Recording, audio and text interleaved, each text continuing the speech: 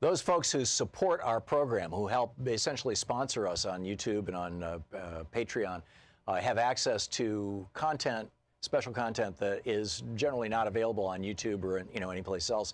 In exchange for supporting us at patreon.com/Thom Hartmann, you get the whole 3-hour show, a video podcast that's not available to the general public, that you can watch anytime you want for every single show every day, plus special content that is not available anywhere else. The rant this week: 200,000 Americans have died from overdoses involving prescription opioids since 1996.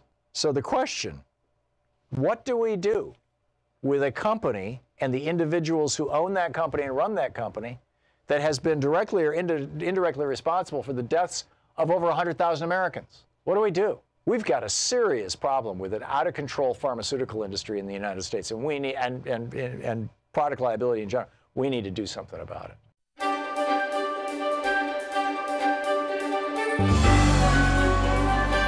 Our book today in the Thom Hartmann Book Club is by Robin Marty. It's titled Handbook for a Post-Roe, as in Roe v. Wade, for a Post-Roe America.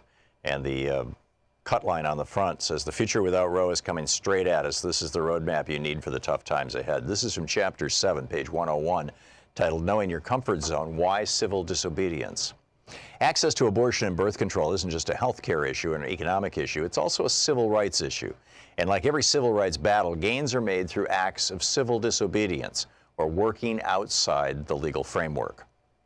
Married people officially gained the right to access birth control only after Estelle Griswold, the executive director of the Planned Parenthood League of Connecticut, opened a clinic and began offering contraception in direct opposition to the 1960s state law forbidding it. That right was extended to single people in 1972 after Bill Baird was arrested in 1967 for purposely flaunting the Massachusetts law and publicly providing contraceptives to an unmarried woman during a college lecture. The Clergy Consultation Service on Abortion spent much of the 1960s and early 70s prior to the Roe decision assisting pregnant people in finding safe abortions either from legal or illegal providers throughout the country and across the borders. And there were groups like Jane's Collective that provided the service themselves, even at the risk of their own arrest. Today, people are highlighting a number of issues through acts of civil disobedience. North Carolina had weekly mass arrests at their state capitol during Moral Mondays protests, while the Black Lives Matter movement physically closed highways with their bodies. And of course, when Brett Kavanaugh was appointed to the Supreme Court, hundreds of activists were arrested, some multiple times, for interrupting his hearings, protesting in the Hart Building when it became clear the Senate Judiciary was not going to investigate claims of past sexual assault. Some protesters even blocked the stairs prior to Kavanaugh's swearing-in ceremony. As our society recedes further into racism, sexism, xenophobia, and classism, opposing the power structure through nonviolent means grows more imperative. Aaron Mattson, the co-founder of the reproductive rights group Repro Action in Teen Vogue, wrote, "If Roe is overturned or gutted, it is certain that some states will propose and enact some abortion bans, new abortion bans.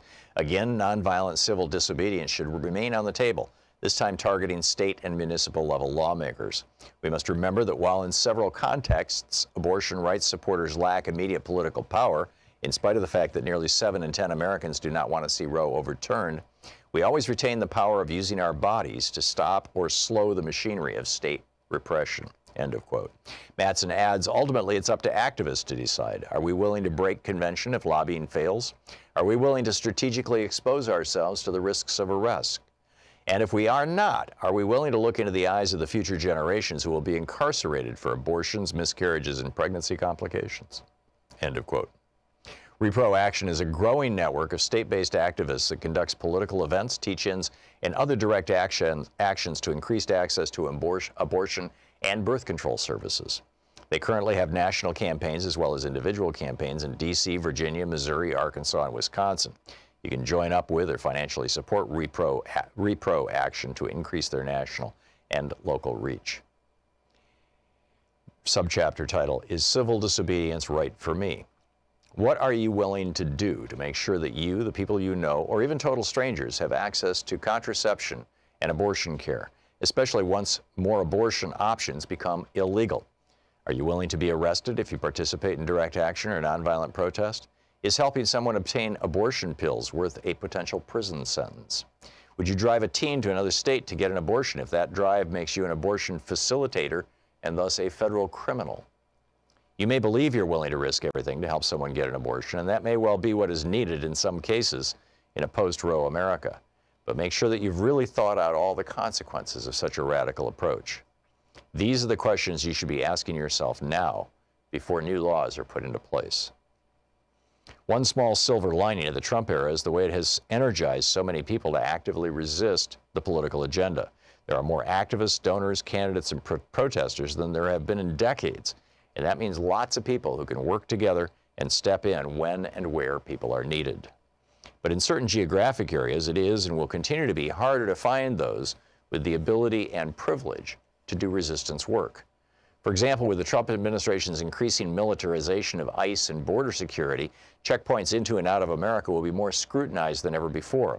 With a population that in many cases is literally trapped in places like the Rio Grande Valley or Las Cruces, where undocumented people can neither leave the country for services nor go further into the U.S. for care, the need for additional action and people who have the willingness and ability to act may be greater than in New York City or the Bay Area.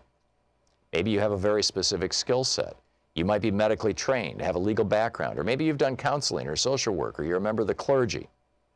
These are people who will add a lot of value to the movement, especially if it turns out civil disobedience is the right way to proceed.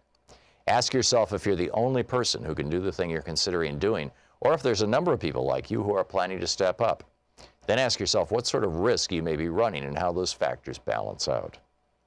It's almost impossible to be a solitary activist these days, but there are spaces where you can manage. Letter writing campaigns, social media campaigns, information distribution, and fundraising can all be accomplished in a fairly solitary environment. Handbook for a post-Roe America. Want to connect with the show online? You can find the Thom Hartmann Program on Facebook, Twitter, and Instagram.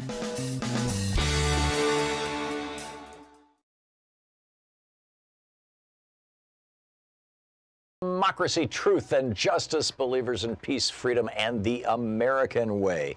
In the second hour of our program today, what's more important, the lives of 34,000 Americans or the profits of the National Rifle Association and their gun manufacturers? We're going to do a debate on guns. In our third hour, we're going to be talking about the uber wealthy and what's going on with that and what the options are and why all these cranky billionaires and what do we do about this? But our first hour today, on the line with us is Congressman Mark Pocan. It's time for Middays with Mark, our hour where the congressman, who is the co-chair of the Congressional Progressive Caucus and represents the 2nd District of Wisconsin in the U.S. House of Representatives, takes your calls for the hour. And Congressman Pocan, his website is pocan.house.gov, and you can tweet him at repmark, M-A-R-K, Pocan, P-O-C-A-N. Congressman, welcome back. Thanks, Tom. Glad to be here. Great to have you with us. There's a lot going on. I'm not sure where, what you'd like to comment on or where and all that kind of stuff, but you've got the situation with, Medicare for all is becoming a big debate. You've got, these billionaires coming out, how, Schultz now is the most recent one saying, well, you can't do Medicare for all. You can't do free college education. What do you think? We're Germany? A great industrial power. And it's just totally bizarre. And then we've got the shutdown. It's the clock is running again. So, what is going on? What's at the top of your list?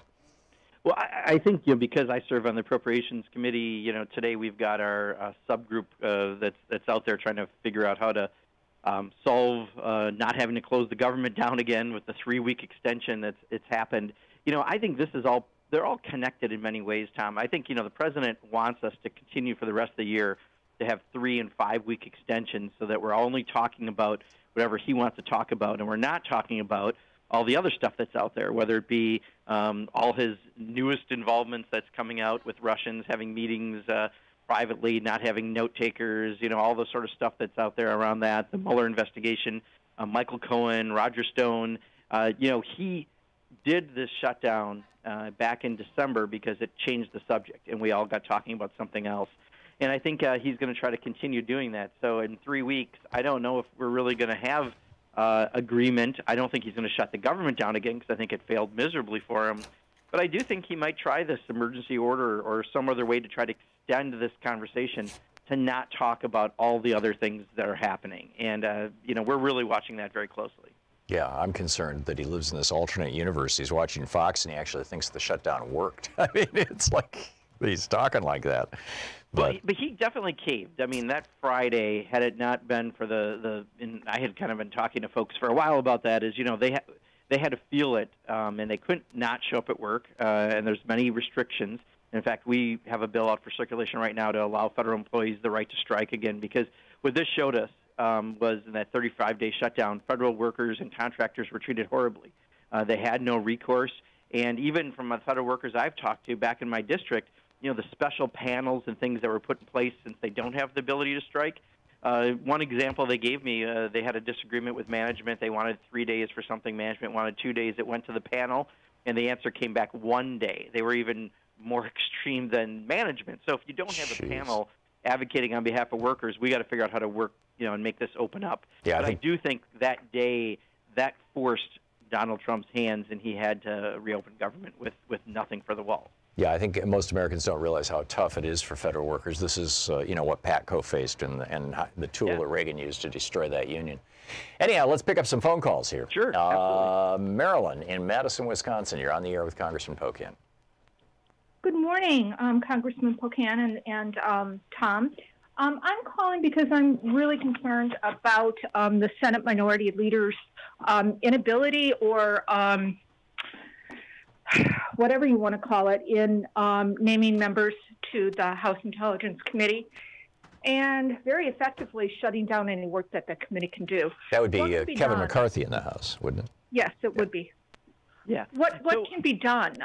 Do we have to wait until a new Congress when the Speaker can put forth a new rule to prevent this kind of behavior? It reminds me a lot of what our lame duck legislature did. Right. To our incoming governor in Wisconsin. And it bothers me that this may be in the Republican playbook going forward as a way to assure their minority rule. It also appears to be the way that they're protecting Don Trump Jr. because they're not passing that information along to the prosecutor. Thank you, Marilyn. Yeah, Marilyn, and thank you. You live in the district. I appreciate your calling in today. I do think ultimately they'll appoint people.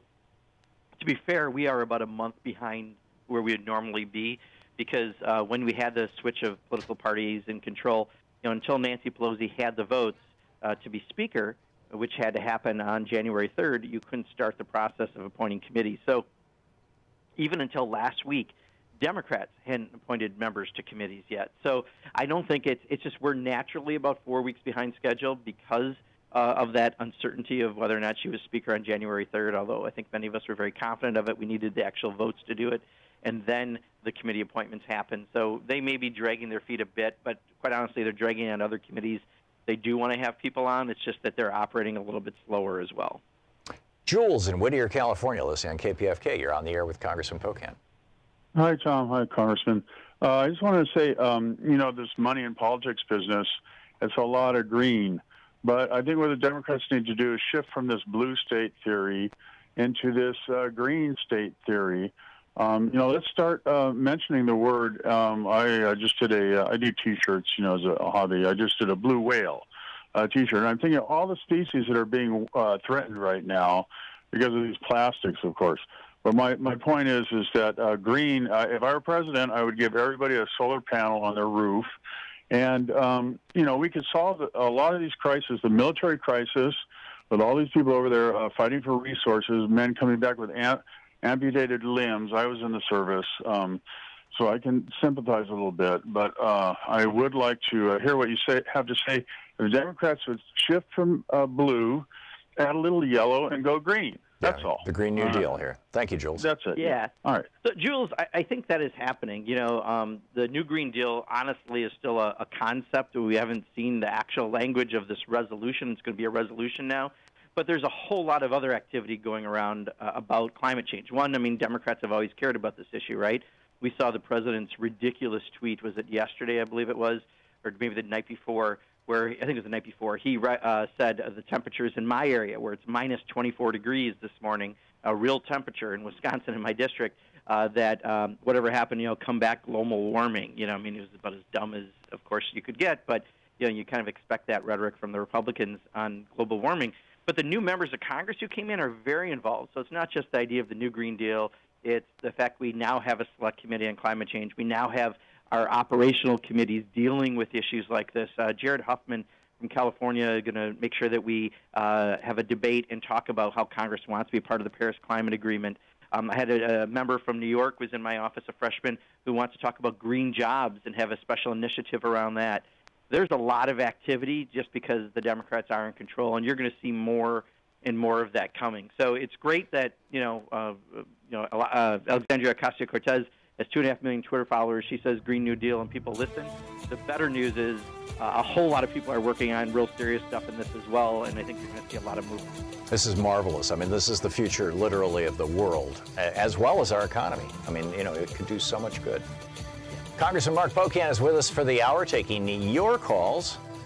Congressman Pocan is the co-chair of the Congressional Progressive Caucus. He represents the 2nd District of Wisconsin in the U.S. House of Representatives. Pocan.house.gov. You can tweet him at Rep. Mark Pocan.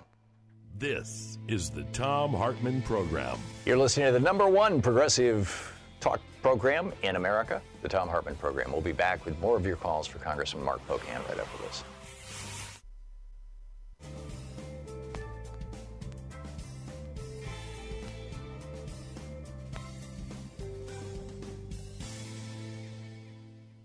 And welcome back. Martina in Madison, Wisconsin. You're on the air with Congressman Pocan. Oh, this is Martina. Hi, Mark. Thanks for taking my call. Hello? Yeah, go ahead. There, in the Brennan Center for Justice, there's an excellent article about what the president could do if he declares a state of emergency. It looks pretty certain that he's going to be doing that, but Congress can do a lot. And the article goes into some of the things that Congress can do, like redefining emergencies. What plans do you have? Yeah, Martina, so I think there's two more likely prospects that are going to happen at the end of the 3 weeks. I don't think he'll shut down government again. I just think he failed miserably on it, and I don't think he's going to go that path. I think one is he's going to do the state of emergency, which I think immediately there'll be legal lawsuits against, and there'll be an injunction, but he'll be able to still act like he's tough and trying to fight for a wall, but he won't go through destroying the economy again by having a shutdown. The other is he may just try to extend negotiations for another 3 weeks, because I think he wants to just keep having short-term conversations about this to try to tie us up from doing oversight. He won't, because we have plenty of members in different committees that deal with this, and this is really an appropriations argument we're having. That's one committee that primarily deals with this. But I think he's going to do that. So there will be plenty of ideas that we can do at that point, but I do think you'll have a court injunction that happens. From my best guess, if he tries to do this national emergency, it gets him off to say that he's still fighting, but also it doesn't have the devastating impact of a shutdown. Okay. Monty in Blue River, Oregon. You're on the air with Congressman Pocan. The other day I listened to a congresswoman being interviewed about the Rio Grande River and how much is fenced, or not, or the border between Mexico and the United States and how much is fenced. And she had no answer, which I think is unforgivable. But a little geography is in order that the border between Mexico and the United States, 50% of it is the Rio Grande River. And of the Rio Grande River, that 50%, 107 miles is bordered by the Big Bend National Park, which is some god-awful steep country that will never be fenced. So the part we're talking about is the point of river between the Gulf of Mexico and Big Bend area. And the question that never is discussed is where are you going to put the fence? Is it on the Mexican side, the south side of the river? Is it in the middle of the river, which is ridiculous? So it's going to be on the north side of the river. Well, how much does that mean we're going to write off all the Americans who use it as a recreational area and as fishing and water? Marty, I just have a half a minute here to the break. Let's ask Congressman Pocan to answer the question. Yeah, Monty, you're doing something very logical. You're assuming they really think the fence is a thoughtful idea, and they've put some real pensive thought into how they would execute it. They haven't. I mean, clearly this is just keep brown and black people out. We're going to put up a fence. This is their reactionary response. and they don't have any ideas. So you're right. You point out one of the many problems we would have with putting something up along 2,000 miles along the border. It's nothing but a friggin' campaign slogan. I mean, yeah, that's all it is. Congressman Mark Pocan taking your calls for the hour here on the Thom Hartmann Program. He may have to leave a little early if a vote is called. I forgot to mention that earlier. We'll be right back with Congressman Pocan. It's coming up on it is 19 minutes past the hour.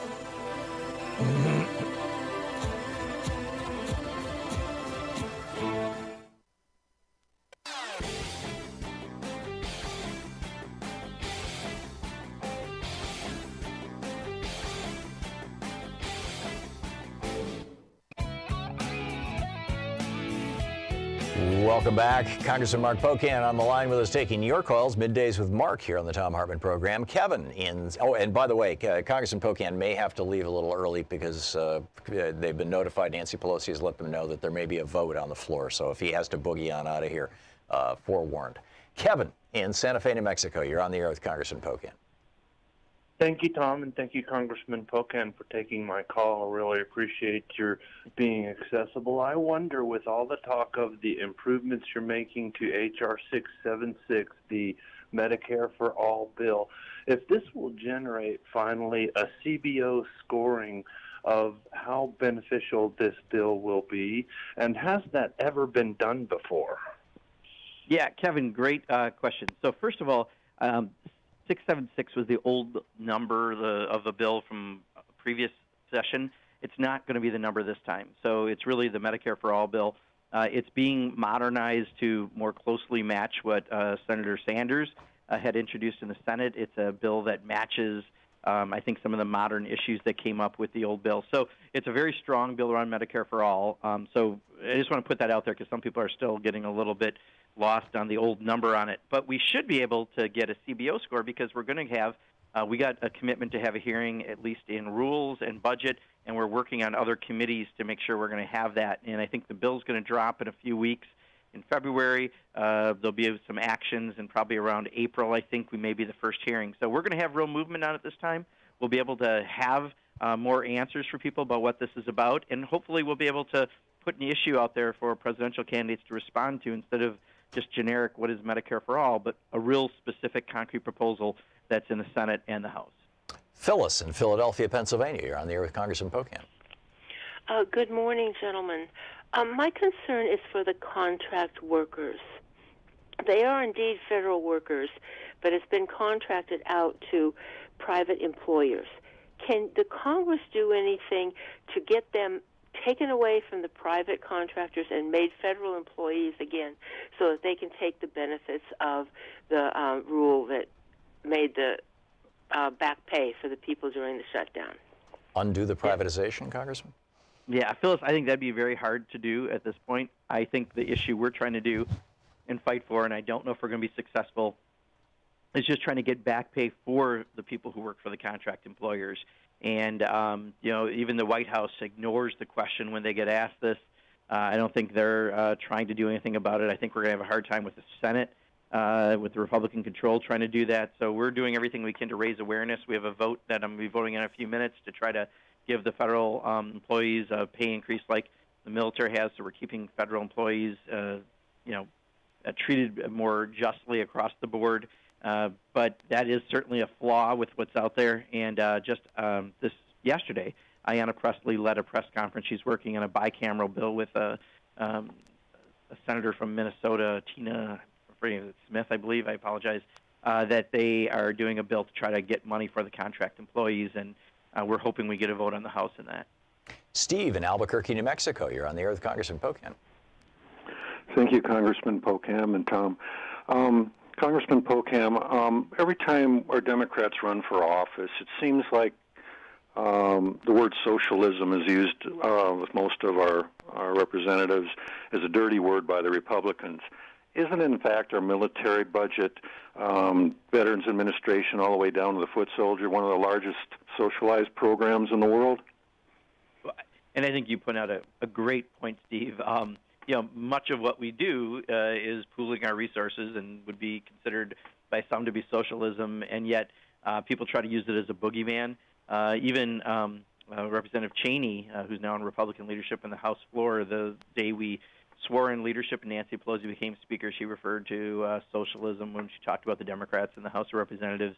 It's their scare word. They're trying to make it something else. What they don't realize, I think, is, again, public is way smarter, I think, than people think they are in Washington, D.C., and when you look at demographics, younger people actually identify more as socialists than they do capitalists because they're seeing so many flaws in the system. So I think we shouldn't be afraid of words and semantics, and we need to be able to talk about values, because when you talk about values, the American people agree with progressives on values, from health care to minimum wage increase and other issues. We're going to be stronger and we're going to be more successful if we work on it from a values perspective. Adam in New Orleans, you're on the air with Congressman Pocan. Hey, good morning, gentlemen. Congressman Pocan, it appears that the GOP is deliberately obstructing seating associated with key committees. What procedural tools did the Democrats have to force the Republicans to staff these committees? As an example, can Speaker Pelosi say, if you don't have your Republicans identified by February 6th, I'm going to randomly choose those Republicans, and we're going to get these committees started? Yeah, so Adam, I'm not quite sure, because someone else brought this up, and I'm not quite sure if there's an organized effort or not yet by the Republicans, because we ourselves are about 4 weeks behind where we normally would be. Just last week on the Democratic side, we finished our final housing of Democrats on committees because we got a late start because of the transition from Republican to Democratic control in the House. So I think, while people are afraid, they're trying to do that around intelligence and other committees to make sure the committees don't function. I think we will have recourse to make sure that doesn't happen, but I'm not sure right now that that is strategically happening. What I heard this morning on MSNBC was that the Republicans have now fully populated every single committee in the House of Representatives except Intelligence, and they have literally not put forward one name for the Intelligence Committee. Okay. And that's the one committee that has the dirt on Don Jr. Right. So, again, I assume we would have tools should we need them, but considering we just populated our committees as of last week, I don't know if at this point we're really in a position to say that they're strategically not doing something. So it's not yet time to break glass and declare an emergency. Yeah, right, exactly. But if that time comes, what are the tools that Speaker Pelosi has? Yeah, I don't know that offhand. We've got to find but that I'm sure out. that there are some tools we have. But again, I think we might be a little early in calling the emergency on it. Yeah, it is really quite remarkable. We just have 20 seconds to the break. My apologies. We've got a full board of calls here, but in 20 seconds you can't put somebody on. Do you expect that the Republican obstruction is going to go into high gear? I mean, if this is what we're looking at here. It's hard to tell. Like yesterday, the Tea Party started doing some antics on the floor, but I don't think it was coordinated yet. I still think they're trying to figure out their role in the minority. Interesting. Congressman Mark Pocan taking your calls. His website, Pocan, POCAN.house.gov. His Twitter handle, Rep, as in Representative, Rep Mark Pocan. You can check out his website. Well, I said that, markpocan.house.gov. He is the co-chair of the Congressional Progressive Caucus and represents the 2nd District of Wisconsin in the U.S. House of Representatives. You're listening to the Thom Hartmann Program. Call 202-808-9925. And every week, Congressman Pocan comes here and answers your questions in our National Town Hall meeting, Middays with Mark. We'll be right back after the news at the bottom of the hour.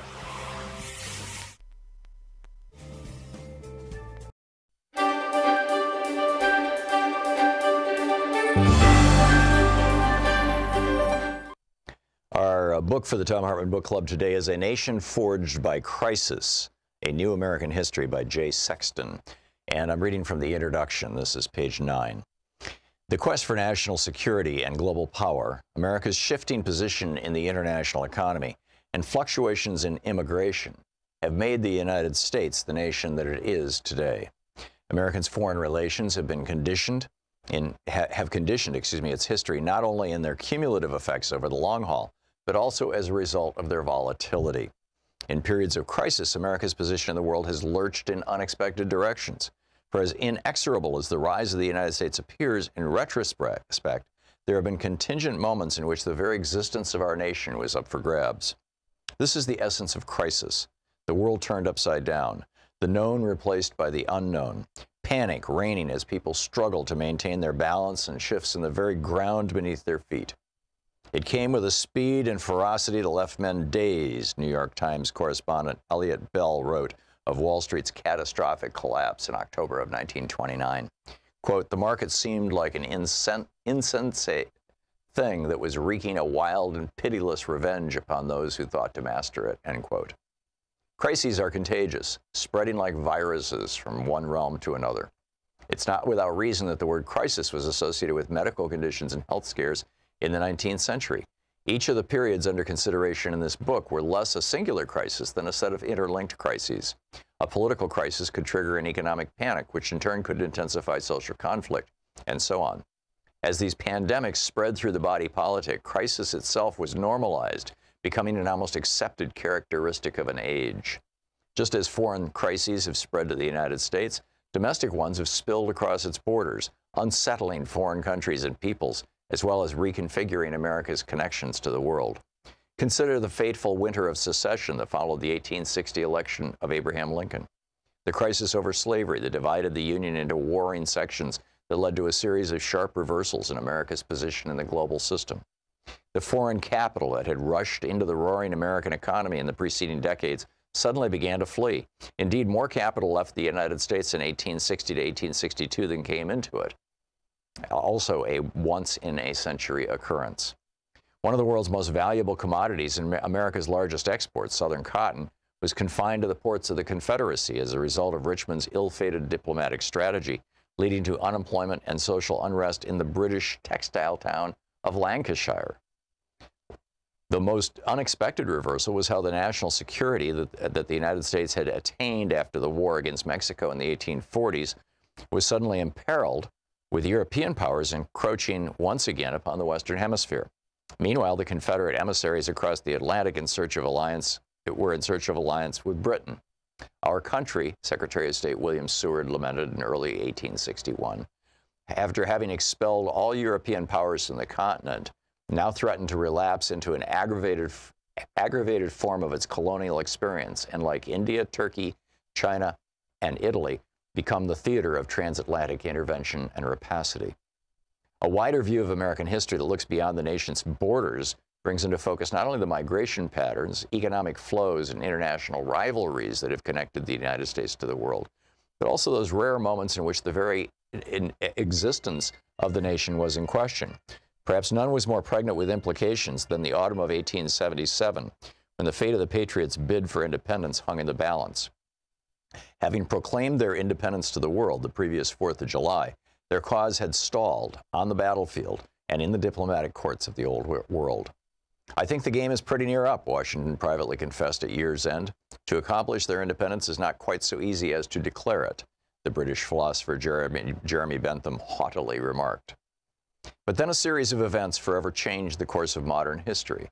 The stunning Patriot victory at the Battle of Saratoga in October, the drafting of the Articles of Confederation in November that, for all its limitations, further demonstrated the political resolve of the Americans.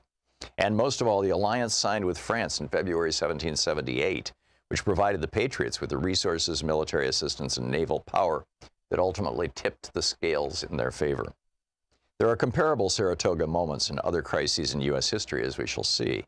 These contingent moments played out in their own distinctive ways, but are joined by a common denominator that has been curiously forgotten in our age of U.S. global power. Foreign states and people have played decisive roles in the critical moments of American history. As we make our way through our own era of global instability, in an unprecedentedly interconnected world, there's perhaps no more important lesson from the past to keep in mind. "Crisis may beget crisis," Franklin Roosevelt said, as his administration transitioned from battling the Great Depression to entering the Second World War. "But the progress underneath does not wholly halt. It does go forward," end quote. Like so many of Roosevelt's public statements, this one reveals a truth even as it conceals others. The United States came out on the other side of its greatest crises as a stronger and more efficiently organized nation, as Roosevelt suggested. The process of mobilizing resources to counter threats catalyzed innovations in political economy, such as the creation of a national financial system during the Civil War, and the economic reforms of the New Deal. The book is A Nation Forged by Crisis by Jay Sexton. Want to connect with the show online? You can find the Thom Hartmann Program on Facebook, Twitter, and Instagram.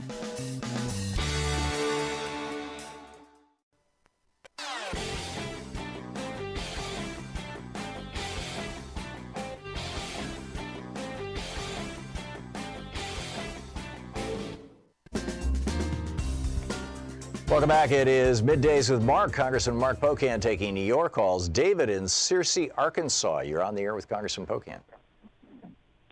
Yes, Congressman Pocan. My question revolves around the third-party argument that is going on today. I myself am for a third party. Isn't there already a plan in place in Maine that would cure this problem? And I think that most Americans would be, I don't think any American should be afraid of casting a vote that would end up doing something that they didn't want. In other words, I think more people would be happy with their second choice in office than their last choice. Thank you very much. Yeah, so David, I think in Maine, and I apologize if I'm going to say it, I'm not sure if it's ranked choice or instant runoff. It's the same thing. Yeah. It's the same thing. Okay, yeah. So just two different. I used to have a bill in the Wisconsin legislature to do that, so I didn't know exactly what they were referring to. But that would be something where you can allow people where you could have multiple parties and it wouldn't be a spoiler effect, as some people have referred to third-party voting, because people would be able to vote your first choice and then your second choice, and it would go on until you have a candidate. And quite honestly, that's how Jared Golden was elected to Congress. He had lost by just a couple hundred votes on the initial ballot, and with this method, he became the member of Congress. So that is a manner that you could address that issue. I think most of the conversation this week has been around the former CEO of Starbucks, who doesn't seem to like any party, who seems to have a very billionaire perspective on the world, kind of the grandpa get off my coffee store lawn attitude towards politics. And I think that's the controversy that's been out there. And I think many of us don't really see a path for him in a primary, and I think the odds of him running for a third party are still a little bit remote. The president's trying to egg him in, thinking it'll help him. But, this is, I think, one of the side effects we're noticing because Trump got elected. I think there are currently about 42 Democrats on a list I saw that are kicking the tires thinking about running because, heck, if Donald Trump can get elected, why can't you? I think that's what some of these billionaires are looking at as well. Kathy in Etna, Wyoming. You're on the air with Congressman Pocan. Congressman, I constantly hear that the U.S. is the wealthiest country in the world. Then all other countries are less wealthy, yet they have health care for all. Why can't we afford to have health care for all? Yeah, Kathy, I'm with you. I mean, I completely agree. That's part of why we have a Medicare for All bill, why we have a caucus devoted to that, why we've strategized almost daily on this issue, why we're going to put lots of money into polling and focus groups to convince weaker-need elected officials that their constituents want this, and it's the right thing. I mean, we've had this conversation on this show many times. I mean, I'm a small business owner. Tom's a small business owner. From that perspective, it makes a lot of sense. You put money back into the economy. Canada is not a third-world country, nor is most of Europe. There's absolutely no reason why a country as rich as ours shouldn't have something for its citizens like health care for all. The problem you're going to face is all the special interests and lobbyists, the swamp, so to speak, in Washington, D.C., and we're all going to have to work very hard to overcome that, to advance this idea. One opportunity is in the 2020 presidential race, and I think it's a really great opportunity. All these candidates that want the Democratic nomination should have to respond to this issue, minimum wage increase issues, debt-free college issues, a lot of other issues that we put forward. John in Janesville, Wisconsin. You're on the air with Congressman Pocan. Good morning, gentlemen. Thank you, Tom. Thank you, Mark. John? Representative Pocan, yes, Mark, two things so you don't cut me off at the first. Last night I watched Fox and Friends, and Martha McCallum was on, and she had Representative Cicilline, I believe, from Rhode Island, and she was quizzing him, and health care for all was brought up, and she brought out the point that it's going to cost $30 trillion for health care for all. And my point is that Cicilline didn't come back at her and say yes, but the way we're going now, it was going to cost $40 trillion. So you might, and being under the gun like that on Fox, I can imagine that he had 1,000 things going through his head.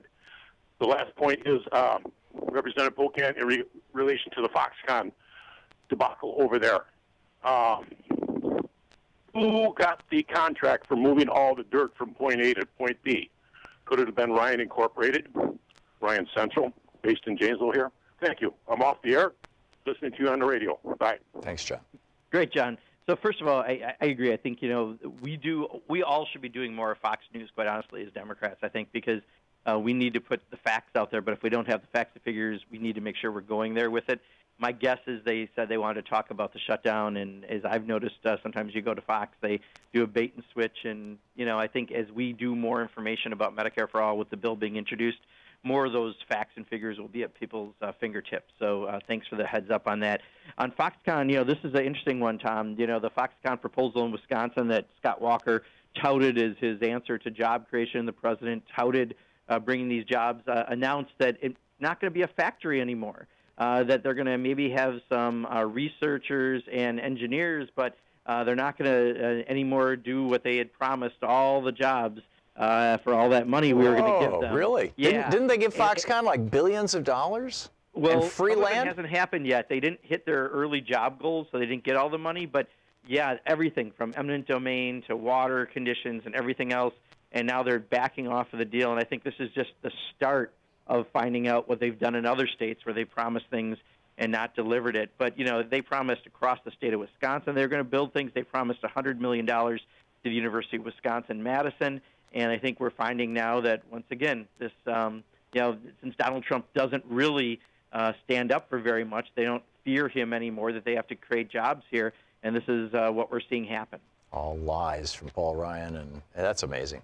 And Scott Walker. Christian in Medinales, New Mexico. Am I saying that right, Christian? You're doing pretty well. Medinales, New Mexico. Okay. I just have a comment about whether the climate change. I'm originally from Minnesota, Congressman Mark, and so I was a neighbor of yours for many years. Now, of course, I'm in New Mexico where it's a little warmer.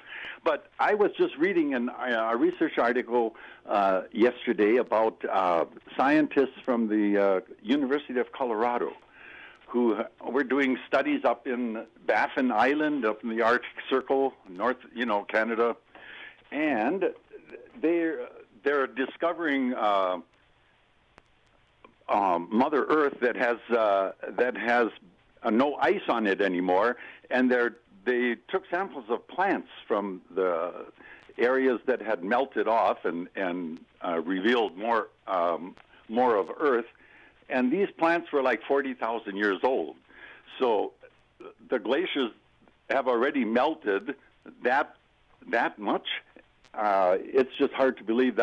I'm just saying somebody's got to wake up and do something. This is going to be worse than we think if we don't do something.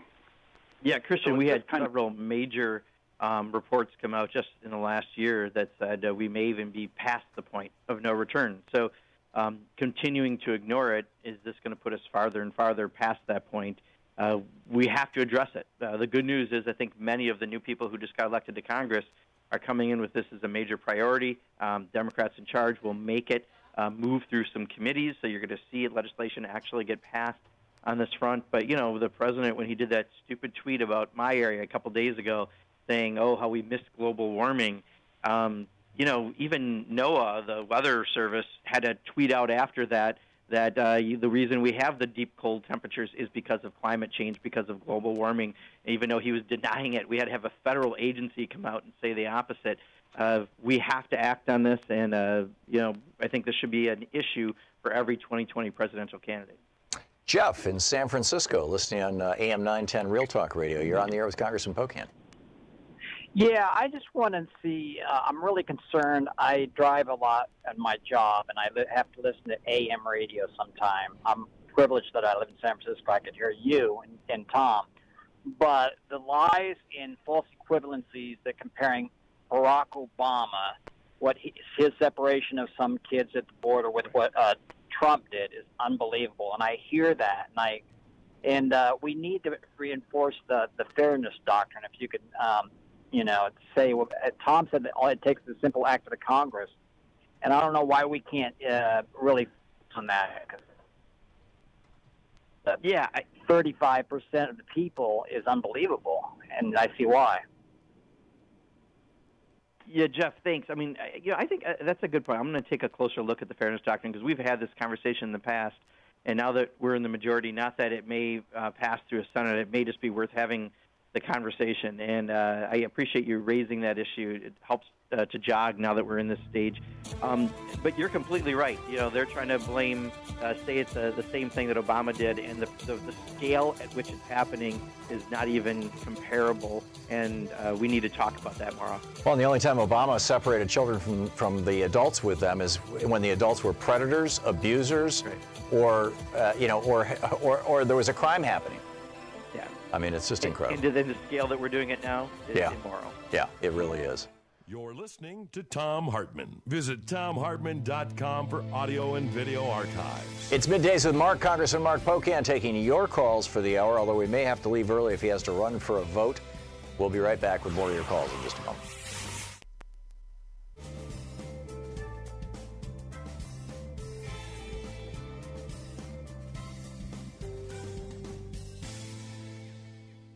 And Congressman, any update on how we're doing with time for this hour? Congressman Pocan? Yes, I'm in good shape. You're in good shape so far? Yep. Okay, great. Gene in Myerstown, Pennsylvania. You're on the air watching Free Speech TV. You're on the air with Congressman Pocan. Yeah, hi. 2 years ago, I took a trip to Canada. Last year, I went to the UK. And, of course, I'm asking people about health care. When I tell them how it is here, it's like they don't even get it. They don't realize that people can go bankrupt here. But in any event, I just wondered if you know of how they're going to control costs, because doctors don't get paid what they overseas, Canada, what they get paid here. I don't know about the hospitals, but they have commissions who really put the hammer on costs. What are we going to do when we do that? Doctors are going to go crazy if they're going to accept less money, because Medicare is less money than, the private health care. What do you think? Yeah, Gene, so first of all, I don't think the real issue on cost is what doctors are making. I think when you look at healthcare costs, and that absolutely does have to be a component controlling that escalation that happened in the Affordable Care Act. It was successful for many, many years in holding costs down. And then we had some spikes again, largely because of things like pharmaceutical devices, medical devices. Some of those products where the costs really skyrocketed. And anything we do is going to have that be a factor in order to make it the best possible proposal to make sure that everyone has access to health care. So that will be a part of it. Again, I think in about 2 weeks, maybe 3 weeks, the bill will be introduced. But they've been working on it. It's going to be much closer to what you saw the Senate bill, I think, this last session that Senator Sanders put out there. But, we're going to have separate legislation, though, in the first 3 months of the year coming up where the House will have a bill on pharmaceutical drugs specifically, because that's some of the areas where you're seeing these big spikes that are really making health care costs go up so much. And there's going to be multiple fronts to address those. Cheryl in Philadelphia, just a little over a minute to the break. Cheryl, a quick one for Congressman Pocan. Congressman, in light of the news yesterday about the horrible hate crime perpetrated on young actor Jussie Smollett in Chicago, I don't know what the hate crime laws are on the federal level, but can the Democratic House introduce the strongest possible hate crime legislation this term? Yeah, I mean, in this particular case, it is an awful situation what happened, and, there's been a number of members of Congress and media covering it. I don't know if the hate crime law itself is the problem. I think the problem we currently have is, in a majority of states in this country, you can get married on a Saturday and get fired on a Monday or lose your housing on a Monday because we don't have discrimination laws in place at that level even. So there is a bill called the Equality Act that will be going through Congress. I think it will pass by June. It's got to go to about 5 committees. All but 2 Democrats last session were on the bill. We had Republican support last session. That will fix, I think, a lot of things towards where society is on things that lead us to hate crime. Congressman Mark Pocan taking your calls. He's the co-chair of the Congressional Progressive Caucus. His website, pocan.house.gov. You can tweet him at @RepMarkPocan. He represents the 2nd District of Wisconsin. We'll be right back with more of your calls for Congressman Pocan right after this.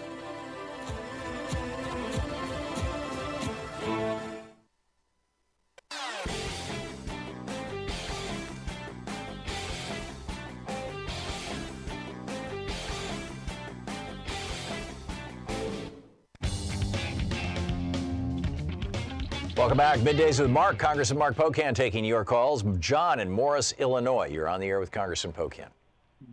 All right. Thank you, Tom. I love you. Mr. Copan, would you, you brought up the word of socialism. Now, see, the way I read socialism, it's in the Constitution, the right of a pursuit of happiness.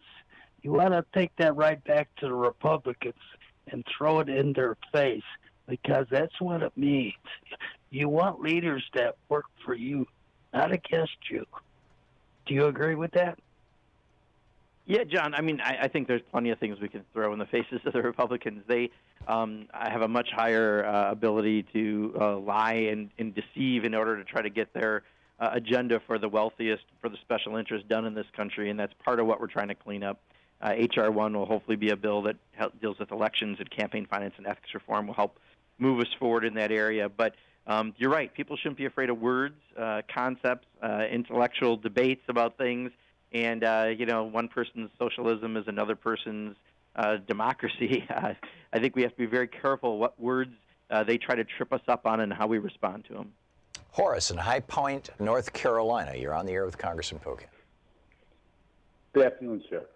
Would you please introduce a bill in Congress that if any person is purged from the voting rolls illegally, that whoever does it goes to jail?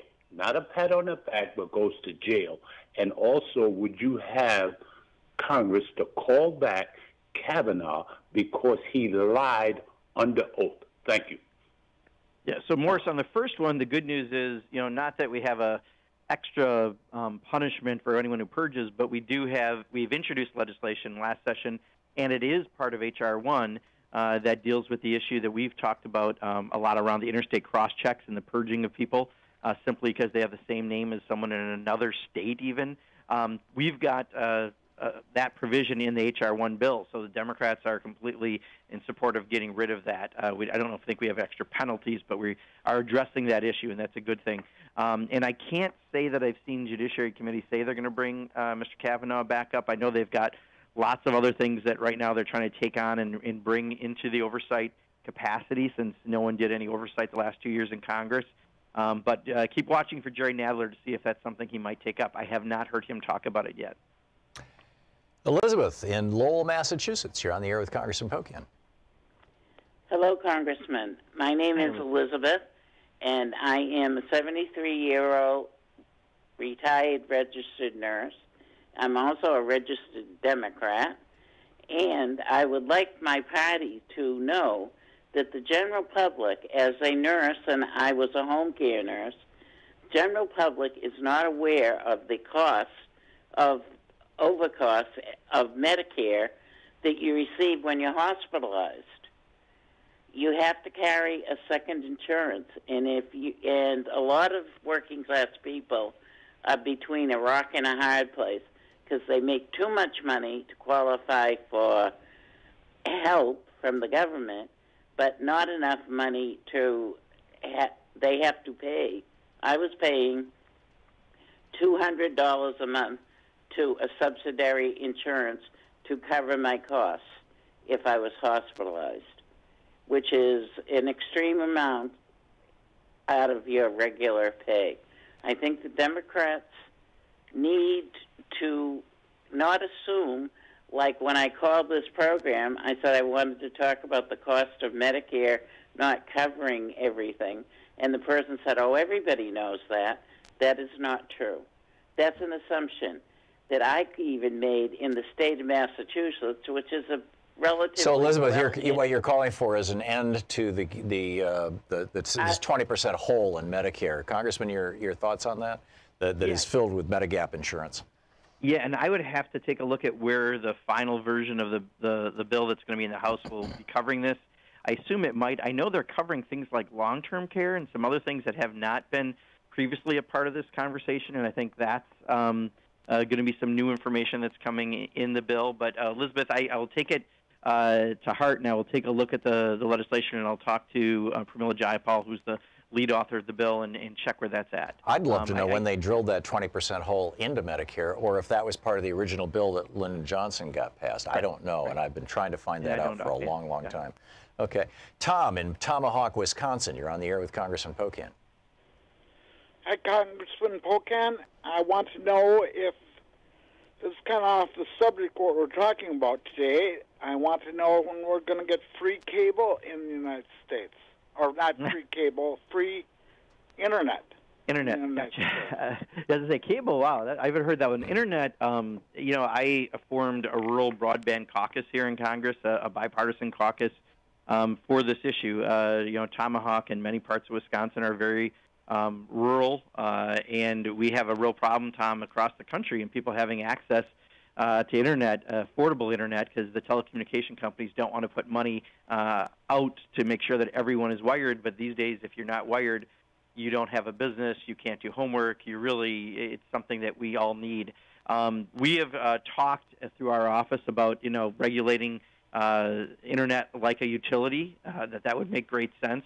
I can guarantee the opposition from the telecommunication companies would be fierce, especially, given some laws that happened last year around net neutrality. We've saw their actions on that. But, I agree with you. In the modern America, it's like having electricity or running water is having internet, and we really should address it like a utility. The one thing that would break open the entire monopoly structure that we have in the United States right now is if we did like France does, and I can forward you an article about this in the New York Times, where they say whoever owns the pipe into your house, the fiber, the cable, the whatever it may be, whoever owns that pipe into your house can charge you a reasonable price for that, say $10, $20 a month, for that pipe. But then when you want your internet service that comes through that pipe, you can buy it from anybody.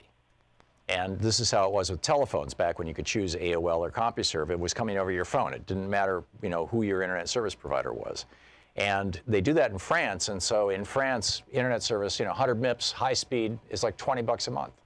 And any thoughts on that, Congressman? And we have just a few 15 seconds here to the end of the show. Yeah, there's some other proposals out there, too, that don't necessarily follow the old technology that would get internet to people in rural areas much more affordably. I just think we should throw all the spaghetti at the wall, and let's find out how to make sure, because anything that competes with telecommunication companies that don't want to put this out there right now would be good to make sure people have access. Yeah, well, if you required the people who own the pipes, Comcast in my case, to allow me to choose whatever internet service provider I wanted, you'd have hundreds of competitors. It really drives. You may not need those pipes with some of the other proposals that are out there that could save a lot of money. That's true. There's some other possibilities out there. Congressman, thanks so much for being with us today. Yeah, of course. Thank you, Tom. Great talking with you. Thank you. Congressman Mark Pocan, pocan.house.gov. You can tweet him at Rep. Mark Pocan.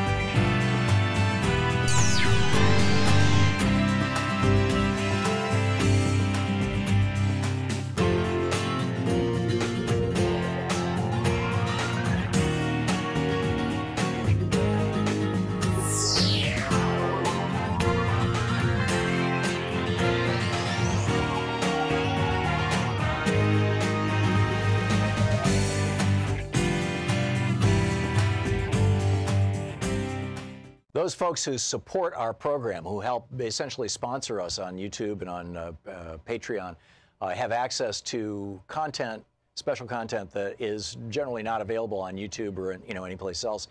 In exchange for supporting us at patreon.com/Thom Hartmann, you get the whole 3-hour show, a video podcast that's not available to the general public, that you can watch anytime you want for every single show every day, plus special content that is not available anywhere else. The rant this week, 200,000 Americans have died from overdoses involving prescription opioids since 1996.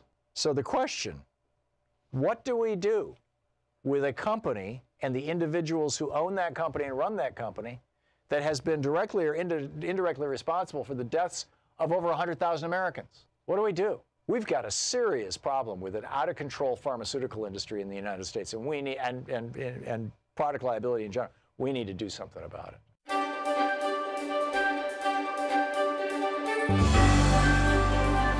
Our book club book today is Last Boat Out of Shanghai by Helen Zia, the subtitle, The Epic Story of the Chinese Who Fled Mao's Revolution. This is from the prologue, Shanghai, May 4th, 1949. Bing sat up straight in the pedicab, gripping the hard seat as the driver cursed and spat. She watched with alarm as his feet, clad in sandals cut from old tires, seemed to slow to a snail's pace just when she most needed speed. This stylish-looking young woman had imagined that her last hours in Shanghai would be spent waving farewell from a ship's deck to envious onlookers below as a river breeze gently lifted her dark hair, just as she'd seen in the movies. After all, she was about to leave China's biggest, most glamorous, and most notorious city. But now, with the imminent threat of a violent communist revolution, she was running away again, along with half the city's population, it seemed. And instead of standing at the rail exchanging smiles with the ship's other passengers, she was stuck in traffic, terrified that she wouldn't reach the Shanghai Hongqiao wharf in time. That would spell disaster. She lurched forward as the pedicab driver stood on the pedals of his three-wheeled cycle and came to a stop. Around her was a sea of other pedicabs, rickshaws, cars, buses, carts, and trucks, all screeching and honking, their drivers yelling every manner of obscenity. The cacophony reverberated against the walls of the stone and concrete canyon of Nanjing Road. Bing was no stranger to Shanghai's mayhem, but she'd never seen anything quite like this. Of all times to be stuck in such bedlam, on the very day she had to get to the riverfront, the date set for her departure from this desperate city.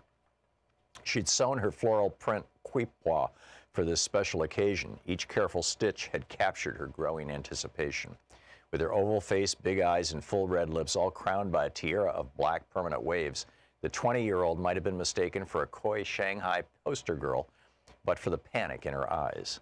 Like her, everyone in Shanghai seemed to be in a frenzy to escape, to use any means to get away from the impending arrival of the communists.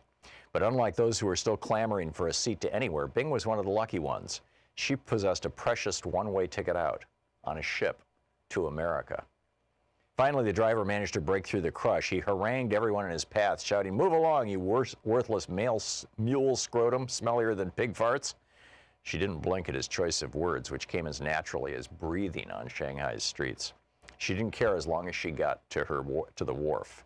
The ship's smokestacks came into view just past the stately Astor House Hotel and the towering 19-story Broadway Mansion's apartments, where the Xinjiao Creek meets the bend in the Huangpu River, the last major tributary of the mighty Yangtze River before it joins the East China Sea. Massive granite buildings, all in European style, lined the signature waterfront boulevard and docks. To the foreigners, this prime section of waterfront was known as the Bund, from a Hindustani word meaning embankment. The Chinese called it Waitan, meaning outside or foreign shore, a reference to the foreigners who once ruled this proud imperialist showcase of Shanghai.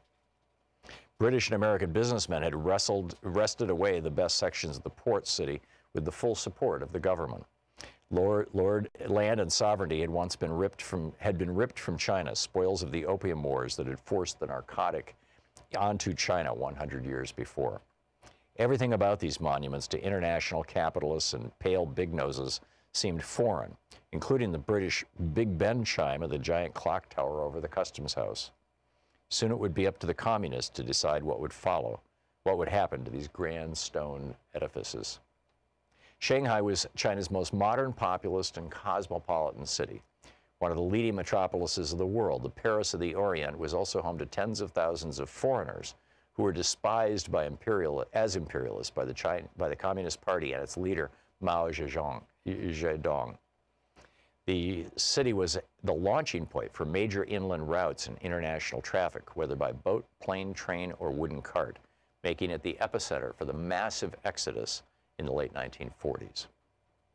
Stoked by the anticipated communist victory over the nationalist government headed by Chiang Kai-shek, panic and terror had first infected the wealthiest, most educated, and most privileged classes and sent them running in what they fully expected to be a brief exile. It was assumed that the communists would target the rich and the pampered in the same way that the Bolsheviks had gone after the Tsarist White Russians, many of whom had come to Shanghai as refugees from that 1917 revolution. No one knows precisely how many people fled Shanghai during the early years of the Communist Revolution. Scholars and journalists have estimated that more than 1 million people set off from or through that port city. Many of those who ran for the exits belonged to the city's capitalist and middle classes, who presumably had the most to lose under the communists. These two groups comprised about 5% and 20%, respectively, of the city's 6 million residents, or about 1.5 million people. On the other hand, the remaining 4.5 million who made up Shanghai's majority saw no need to escape. They included Shanghai's industrial workers, coolies, drivers, the destitute. But it was not only members of the upper classes who fled. They were joined by old regime loyalists, from high nationalist government officials to lowly foot soldiers, as well as those who simply got caught up in the frenzy or were especially fearful. Unfortunately, there are no records of the exodus, since the retreating nationalists destroyed as many documents as they could, while the incoming communists inherited a country in such disarray that no accounting of the departures is known to have taken place. Last Boat Out of Shanghai by Helen Zia. Want to connect with the show online? You can find the Thom Hartmann Program on Facebook, Twitter, and Instagram. Jack Kelly.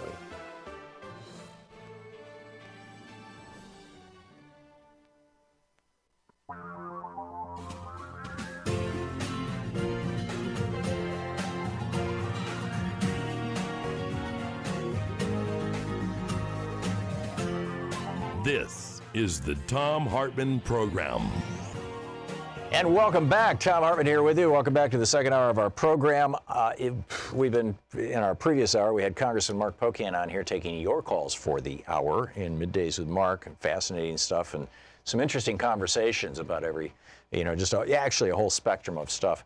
Right now, there is a case going before the Supreme Court that is testing whether the good citizens of New York City, who through their elected representatives, through a democratic process, chose to say to gun owners in New York City, you may have a gun in your home for your own self-defense or for sport in your backyard or whatever it may be, or in your living room, but you may not carry that gun anywhere outside the city, through the city, unless you're going to one of 7 designated gun ranges in the city. That's it. And the folks who think that owning a gun is, an absolute right, like the right to have health care, or the right to housing, or the right to a job. Oh, that's right. We don't have any of those rights in the United States. Well, anyhow, they think that this is a God-given right. Are saying, wait a minute, you're restricting our rights. One of those folks is Cam Edwards. He's the host of Cam and Company on NRA TV. NRATV.com is the website. You can tweet him at Cam Edwards, C-A-M Edwards. It just like it sounds. Cam, welcome to the program. Hey, thank you so much, Tom. So here's what I don't get. Number one, it sounds to me like you're opposing democracy. You're saying the will of the people be damned. My gun is more important than that. And then secondly, we've got 34,000 people a year in the United States who are shot. And I just can't wrap my head around the idea that the profits of the NRA and the gun manufacturers that support the NRA are more important to Americans than the lives of 34,000 people. What am I missing here? Okay, so we can talk about that, but I thought we were going to talk about the Supreme Court case, and actually, well, this is the Supreme Court. You're trying to say that you're trying to overturn a democratic process by use of the courts. Are you not? Well, I'm not a party to the lawsuit, but yes, the plaintiffs are in fact trying to overturn a New York law. And just a reminder, Tom, that yes, local control is very important, but the Supreme Court has already said in the McDonald case, which they came out with their opinion in 2010, that it's not just the federal government that cannot infringe on your right to keep and bear arms. State and local governments can't do that as well. So the question that is before the court right now is whether or not that law in New York violates not only the Second Amendment. This is sort of a three-pronged argument. So there's the Second Amendment argument, then there's also a Commerce Clause argument, and then there's also a right to travel argument, because this law is unique to New York City. It's not just that the people of New York City decided, you know what, we want this law to be on the books. They're the only people in the United States that has decided we're going to require you as a legal gun owner, somebody who's already gone through the permitting process, somebody who's gone through the background checks, who's gone through character references, who could be denied for any reason or no reason whatsoever, but we've approved you. We're now going to require you to, let's say, leave that firearm in your unoccupied home while you go off to your weekend place in Woodstock. This is a law that seems to be hitting the hardest people who have second homes. No, not necessarily, because one of the plaintiffs here also is a resident of Staten Island. He has one home, but the nearest range to him would be outside of New York City, so he's not actually allowed to travel to his closest range, even though the city's argument is that there's a public safety benefit. So the poor guy has to drive an extra 10 or 15 miles to go play with his gun. Well, the argument by New York City is that this is somehow going to reduce road rage by having an unloaded, locked up firearm with your ammunition stored separately. That's how these firearms have to be transported. We're not talking about carrying firearms for self-defense. We're talking about transporting a firearm. The same way that you transport a firearm when you go to the airport and you put your checked luggage on an airplane, the city of New York says that's not good enough. We don't trust you. We think that you're so be my original question, you Cam, know, we're talking to Cam Edwards of NRA TV. My original question, just very straightforward. 34,000 people a year being shot in the United States to protect the profits of this industry, and then this industry saying, wait a minute, you may want to have rights like, the right to have health care if you get shot, but we're not going to help you with that. We're not going to advocate for that. You might have the right to have a home, but no, actually, we're not going to support that. You may have the right to a job. No, we're not going to support that. But you do have a right to a gun and to carry a gun around. This seems to me like and we're going to defy the will of the people of New York City who voted for this, who voted for the elected representatives who passed this. This seems to me like the most bizarre perversion of a value system in my lifetime. And I'm just shocked by it. All right, let me try to brush away the straw man that you've created here, and I'll try to get to my answer. So first of all, let's talk about the number of firearm victims that we have in this country, which is down, Tom, by about 50% since the early 1990s. Now, gun ownership in the United States, we now have more than 300 million private You're talking firearms. about crime, not people being shot, because if you include accidental shootings and you include suicides in those numbers, the numbers have actually gone up since the 90s. Accidental shootings have dropped since the early 1990s. Suicides by firearm have gone up, but suicides by means other than firearm have actually increased at a greater rate. So this is not a gun issue. You want to talk about a mental health issue? I still think it's a gun issue. People, if you look at Australia, when they essentially made it very difficult to own a gun and dialed back the number of guns in circulation, they immediately saw a 14% drop in suicides. Over a number of years, it's been an almost 50% drop because somebody's depressed. You know what the drop was before that gun ban went into effect, Tom? I don't. Interesting. Okay. To the best of my knowledge, there was no drop. The simple reality is if somebody is depressed and they're contemplating suicide, if they're going to have to go through a whole lot of hassle and it's going to be very painful. What does this have to do with the question before the court? Because the question before the court is not whether or not you should be able to own a gun. The court has answered that question. So what does this have to do with the question that's before the court? Well, the court has not. Okay, very simply, Cam, the court has not specified that this is an unlimited right, the right to own a gun. It is a right that can be constrained in a reasonable fashion by state, local, and federal governments, as you know. So you think it would be reasonable to require a gun owner, regardless of whether or not they live in New York City, anywhere in the country, that they could not remove that firearm that they legally own from their home unless they're going to a pre-approved range. I think it depends on where you lived. I lived in Vermont for 10 years, and there's virtually no gun laws in Vermont. There's really no problem with that. People get it. But in New York City, it's a whole different thing. And I'm a fan of democracy, small d democracy, and a small r republic. And I believe, I agree with Thomas Jefferson that the people themselves should be the source of all law or most law. And that when the people of New York City say this is how we want to conduct ourselves relative to guns, and historically the Supreme Court has said this is not an unlimited right, it is a right that can be constrained, within a whole bunch of different contexts. It just seems reasonable to me to say, what's wrong with democracy? Well, I got to tell you, Tom, I'm coming to you from Virginia today, and for a good portion of the 19th and 20th centuries, in the name of democracy, we saw an awful lot of people have their constitutional rights denied. So the argument that this is simply democracy doesn't fly with me, because democracy can still infringe on individual rights, and that's the question before the court. Now, you may not like the right that we're talking about. You may not even think that it's a right. By the way, you would be surprised if you would actually look at gun owners as individuals instead of the elaborately constructed straw man, that there are gun owners that believe in universal health care. I don't. There are gun owners that believe in, a guaranteed job. I don't. But you just didn't acknowledge that because you. No, I'm talking about you made it seem like the only NRA, basically, who were in favor of this lawsuit were the gun industry, not gun owners, the gun industry. We're talking about individuals who have brought this suit, Tom. And again, you may not like this right, but it is a real right. It does apply to all Americans. I think, Cam, to always say, we once had slavery in America. Cam?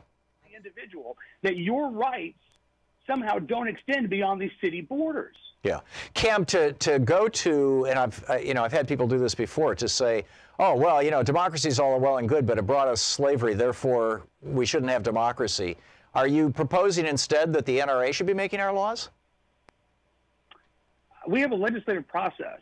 Well, that's democracy. But you're arguing that legislative process should be overturned by the courts. Of course not, Tom. Again, I don't know why you're having me on if you just want to put words in my mouth. What I'm suggesting... I'm trying to understand. ...is that, okay, so we don't have nationwide a democracy. We have a republic, right? Well, we have both, actually, and the two words were largely interchangeable. You know how at the bills get made. Bills get made. Both sides lobby. Michael Bloomberg spent $100 million on campaigns last year trying to get candidates in office who will support his anti-gun bills. We've got bills actually coming up in New Mexico right now, universal background checks. So both sides lobby. Okay. But so, Cam, will you join me in trying to put an end to that? No, I don't have a problem with it. You don't have a problem with people buying political. Oh, geez. Okay. Okay. So once the bill has become a law, that bill can then be challenged, right? That law can now be challenged, which is what's happening here. So if you're talking about this being some sort of a challenge to democracy, I'd say that you're arguing against checks and balances. I am simply saying that the two things. I'll go back to them again. It seems to me that the lives of 34,000 Americans a year is more important than the profits of the NRA and their gun manufacturer supporters, and that if the citizens of New York want to have very restrictive gun laws, they should have the right to do that. Okay, and that's your opinion, and I'm sure there might even be, hopefully not 5 justices on the Supreme Court that would take your side. I'm hoping that, there's no more than 4. But you may very well find justices that would agree with you on that. Well, we'll find out. I think that... We'll find out how it shakes out. Cam, we're out of time. Cam Edwards, his show is Cam and Company on NRA TV. You can find that on the web at nratv.com. His Twitter handle is Cam Edwards. Cam, thanks for dropping by. You bet. Thank you. Good talking with you. We'll be back. This is the Thom Hartmann Program. We're going to be back with more of the news of the day and your calls in just a moment.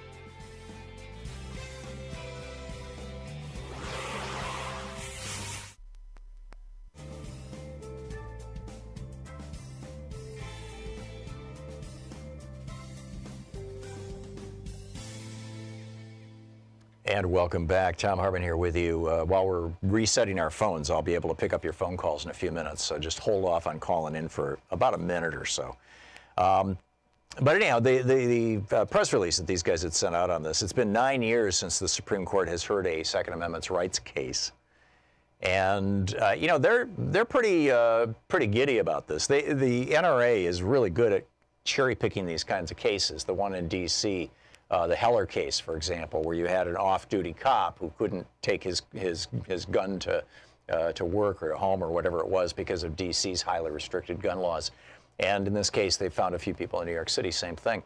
And what they do is they go, you know, okay, this is an absurd law, so but instead of just chipping away at that law, they are looking for much broader things, which is exactly what they got in Heller, where in the Heller decision, Scalia literally went back trying to claim that he was speaking on behalf of or speaking about, you know, the founding generation and all this. And the founders never talked about guns for self-defense. I mean, they literally never talked about it. It's not in the constitutional debates. By the way, our phones are back up if you want to give us a call at 202-808-9925.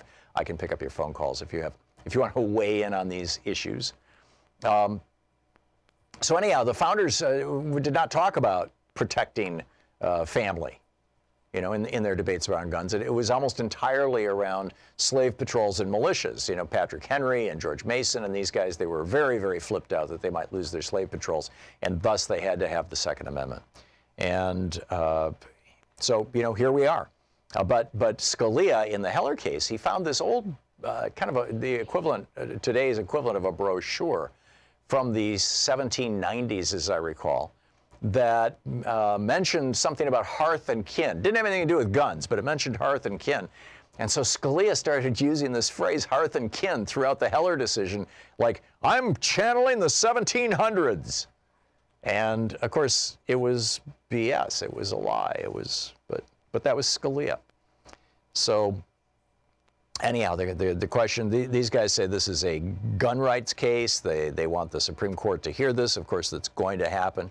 Will it pave the way for new Second Amendment cases? They think, yeah, you know, now we can start taking on some of these challenges. Who are the parties? Were you one of the parties who was sued, et cetera? So anyhow, that's what's going on with the gun rights thing. Alexandria Ocasio-Cortez, like I said, you know, our first hour with Congressman Pocan, we touched dozens of different topics, and feel free to jump in on any of them. She says, why don't people ever tell billionaires? This is, you know, Howard Schultz, the billionaire founder of Starbucks.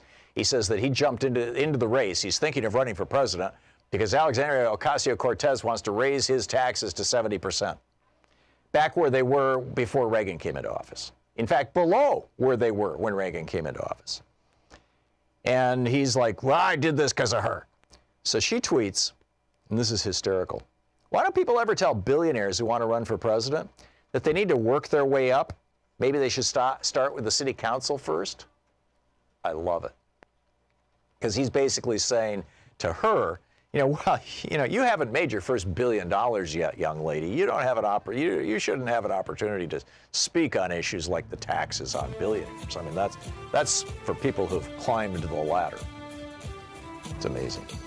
We'll be back with more of the news of the day, some just outrageous stuff going on in Washington, D.C., and a new letter that I just got, or actually Fred Flintstone just got, from Donald Trump. Stick around. We'll be right back. Your call's up next also, 202-808-9925.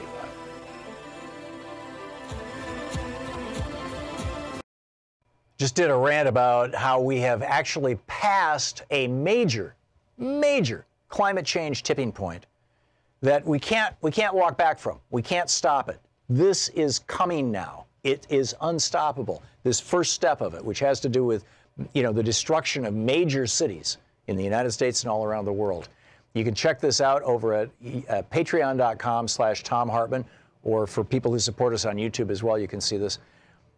Get over to patreon.com/THOMHARTMANN to check this out. We're talking about how prior to a couple of years ago, and this is how, you know, tipping points, you can only see them in the rearview mirror. Prior to a couple of years ago, in the winter, the Arctic and Greenland, the Antarctic and Greenland, would recover some of their ice. Now they're not even doing that. It's just pausing. The melting is just pausing. That's that tipping point. And the consequences of this are going to be terrible. Check it out, patreon.com/Thom Hartmann.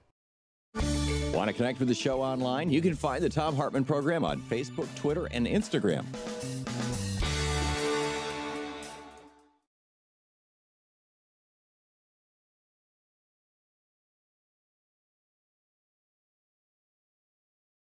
Welcome back. Thom Hartmann here with you. Boy, greed has no limit. I got it. Donald Trump, you'll recall, declared his candidacy for re-election for 2020 the day after he was inaugurated, and has been raising money ever since. He's raised over $100 million. He's adding enormous amounts of money. I mean, fractions of $1 million every single day. I just got this letter from him, or this email. Dear Fred, he sends his emails to Fred Flintstone at my address. Dear Fred, Democrats have become incredibly, in all caps, unhinged in the past couple of months. They claim they want border security, and they claim they care about your safety, but they have done, all caps, absolutely nothing to prove that. They won't even meet at the White House to negotiate. The Democrat way, notice he never says Democratic, because he's following the advice of Joe McCarthy back in the 1950s. Don't ever say Democratic. That sounds nice. That sounds like democracy. Instead, say Democrat with an emphasis on the rat. So anyhow, back to Donald Trump's letter. The Democrat way is very simple. Complain, obstruct, do nothing to help America, and then ask for your vote 2 years later. No more. Liberal mega donors are already maxing out to the Democrats, so I'm calling on my base, you, to help us crush our goal and start 2019 off strong. With the first end-of-month deadline of 2019 in just 1 day, please make a gift of any amount, and it will be triple matched. Probably by their billionaire buddies, right? Incredible. Mitch McConnell, meanwhile, wants to, this is, just totally sucking up to the billionaires who own the Republican Party. And, it's pretty straightforward exactly what's going on here. This is, the billionaires own the party. And so Mitch McConnell is saying to the billionaires, oh, we'll do whatever you want. Yes, no problem. And the net of that is that, well, here it is. He wants to, this is after the $1.5 trillion tax scam. Now he wants to literally end the inheritance tax. He introduced legislation along with, Chuck Grassley and John Thune from Iowa and South Dakota, all Republicans, of course, co-sponsored by dozens of Senate Republicans. Senator Bernie Sanders says ending the estate tax would give a tax break of $63 billion to the Walton family, the richest family in the United States, $39 billion to the Koch brothers, and zero to 99.8% of Americans. $27 billion goes to the Mars candy bar family. $13 billion goes to the Cox cable family. And presumably, these are the people who are, supporting Mitch McConnell. And in fact, it really is time for a change. I mean, it's the dear uber wealthy. Our country's in debt. And we need health care. We need to provide health care and education to all. We need to fix our addiction to fossil fuel. We need some of that cash the billionaires are hoarding and that they acquired by gaming the system and paying off politicians. And some Democrats, like Elizabeth Warren, have made good suggestions, like her wealth tax idea. Senator Mitch McConnell now wants to repeal the estate tax, handing millions more to wealthy billionaires. The Republican Party, basically, I mean, this is the bottom line. Starting with Ronald Reagan, the Republican Party has sworn absolute loyalty to money, to richness and rich people. The Democrats, by and large, have sworn loyalty to the principles of universal health care, universal education, and saving the world from climate change. Jesus said, if you love money first and foremost, you don't love humanity or God. FDR said, if rich people don't like his tax policy, then they'll have to leave the country. He says, I'll miss them. We already have a wealth tax in America. It's paid mostly by middle-class people. It's called the property tax. Why shouldn't billionaires pay property tax on their property? Why does it only hit real estate? I don't get this. You got any thoughts on this? Give me a shout. You're listening to the Thom Hartmann Program. Call 202-808-9925. And we'll be back with more of the news of the day and your calls right after this.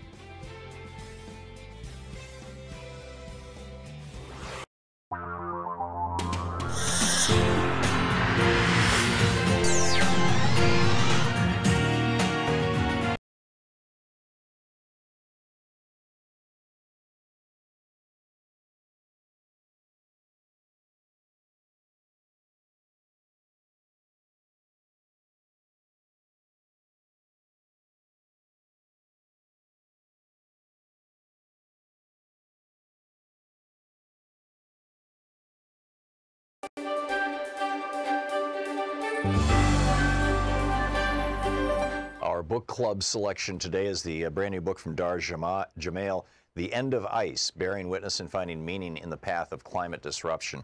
The dedication of the book, this book is dedicated to the future generations of all species. Know that there were many of us who did what we could. This is from the introduction. The fall lasts long enough that I have time to watch the blue ice race upward, eons of time compressed into glacial ice, flashing by in fractions of seconds. I assume I've fallen far enough that I've pulled my climbing partner, Sean, into the crevasse with me. This is what it's like to die in the mountains, a voice in my head tells me. Just as my mind completes that thought, the rope wrenches my climbing harness up. I bounce languidly up and down as the dynamic physics inherent in the rope play themselves out. Somehow, Sean has checked my fall while still on the surface of the glacier. I brush the snow and chunks of ice from my hair, arms, and chest and pull down the sleeves of my shirt. Finding my glacier glasses hanging from the pocket of my climbing bib, I tuck them away. I check myself for injuries and incredibly find none. Assessing my situation, I find there's no ice shelf nearby to ease the tension from the rope, so Sean can begin setting up a pulley system to extract me. I look down, nothing but blackness. I look at the wall of blue ice directly in front of me, take a deep breath, and peer up into the tiny hole into which I'd fallen when I'd punched through the snow bridge spanning the crevasse. The same bridge Sean had crossed without incident as we made our way up Alaska's Matanuska Glacier toward Mount Marcus Baker in the Chugach Range. You get to look down one more time, then that's it, I tell myself out loud. Again, there's only a black and void yawning beneath me, swallowing everything, even sound. My stomach clenches. I remind myself to breathe.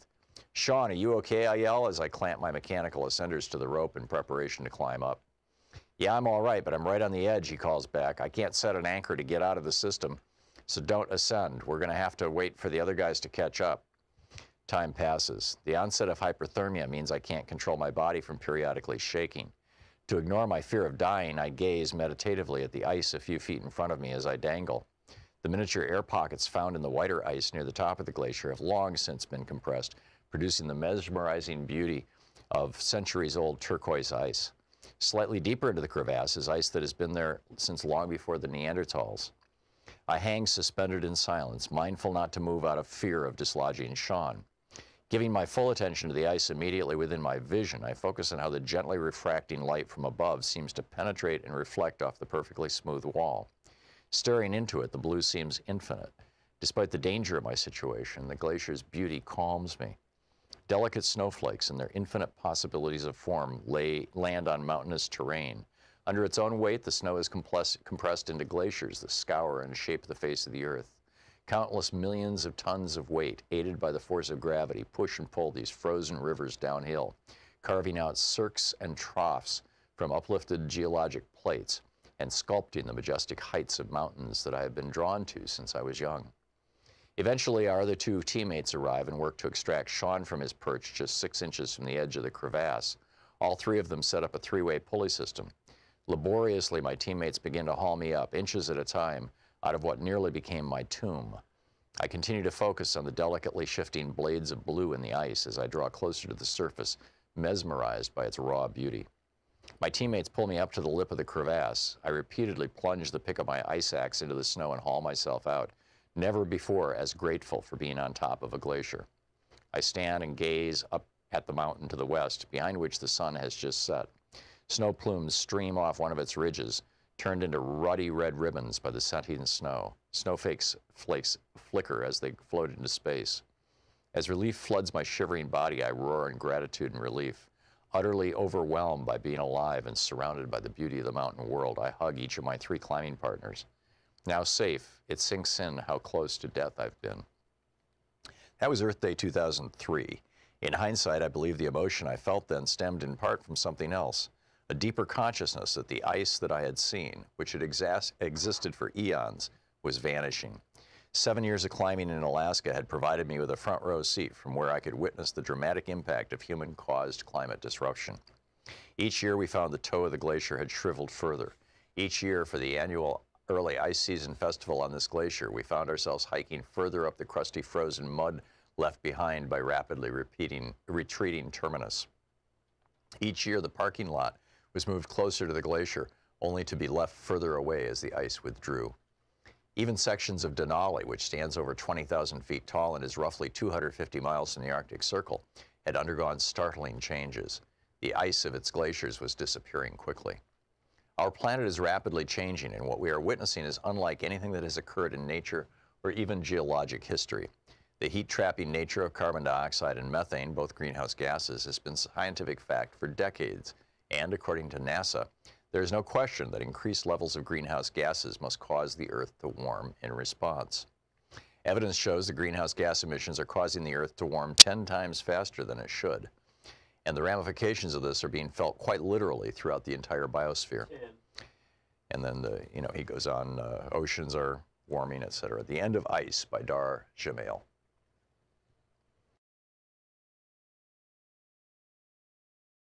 Bizarre news. This is I think everything's about the billionaires right now, right? It seems like billionaires are front and center. You got cranky billionaires like Bloomberg and Schwartz, who are saying, well, we can't afford Medicare for all. I mean, yeah, they could do that in Canada, but Canada's a much richer country than America. I mean, they could do it in Spain, but Spain is, smarter than we are, I guess. But anyhow, so you got the billionaires out there trying to explain to us little people how they need to keep their billions and billions of dollars. You just can't live on $900 million. You got to have over $1 billion in order to have a decent life. Just ask Howard Schultz. And then you've got the people that the billionaires own, right? The people who they finance, the people who they fund. Like, for example, John Kasich.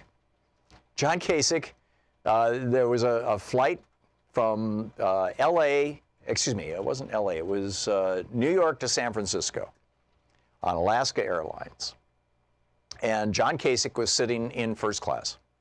And the airline needed to, they've got a pilot and who needed to deadhead back to wherever.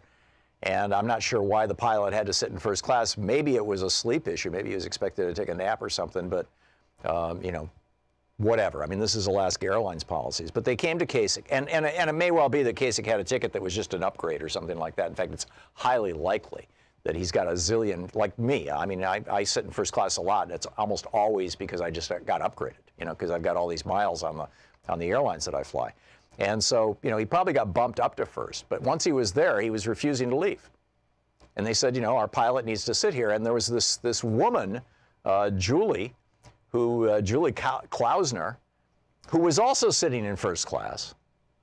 And when Kasich threw a fit, she was like, okay, I'll just get off the plane, and you can have, the governor can have my seat, and I'll take the flight 4 hours from now. And the airline reimbursed her for the cost of her Panera bread that she ate during those 4 hours. So here, we'll give you $10, make Governor Kasich happy. Because, when your entire career has been funded by billionaires, you just kind of get used to sitting in first class all the time, right? I mean, that's apparently to the point that you say to the airline itself, no, screw you, I'm not leaving this seat.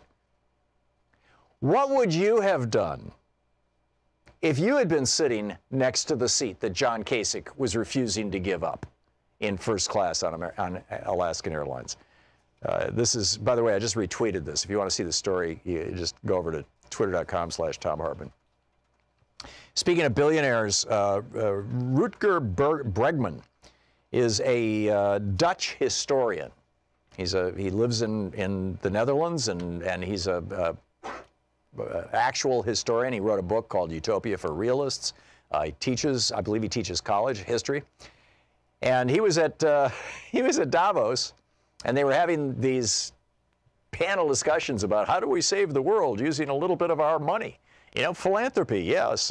We've got hundreds of billions of dollars. Let's give away a few million. And he says, and I quote, I mean, we can talk for a very long time about all these stupid philanthropy schemes. We can invite Bono over here once more. But come on, we got to be talking about taxes. That's it. Taxes, taxes, taxes. All the rest is BS, in my opinion. He says, I feel like I'm at a firefighters conference and no one's allowed to talk about water. And then another person on the panel, Winnie Bayanyama, the executive director of Oxfam International, said, we have a tax system that leaks so much it allows $170 billion of money every year to be taken to tax havens and to be denied the developing countries that need that money the most.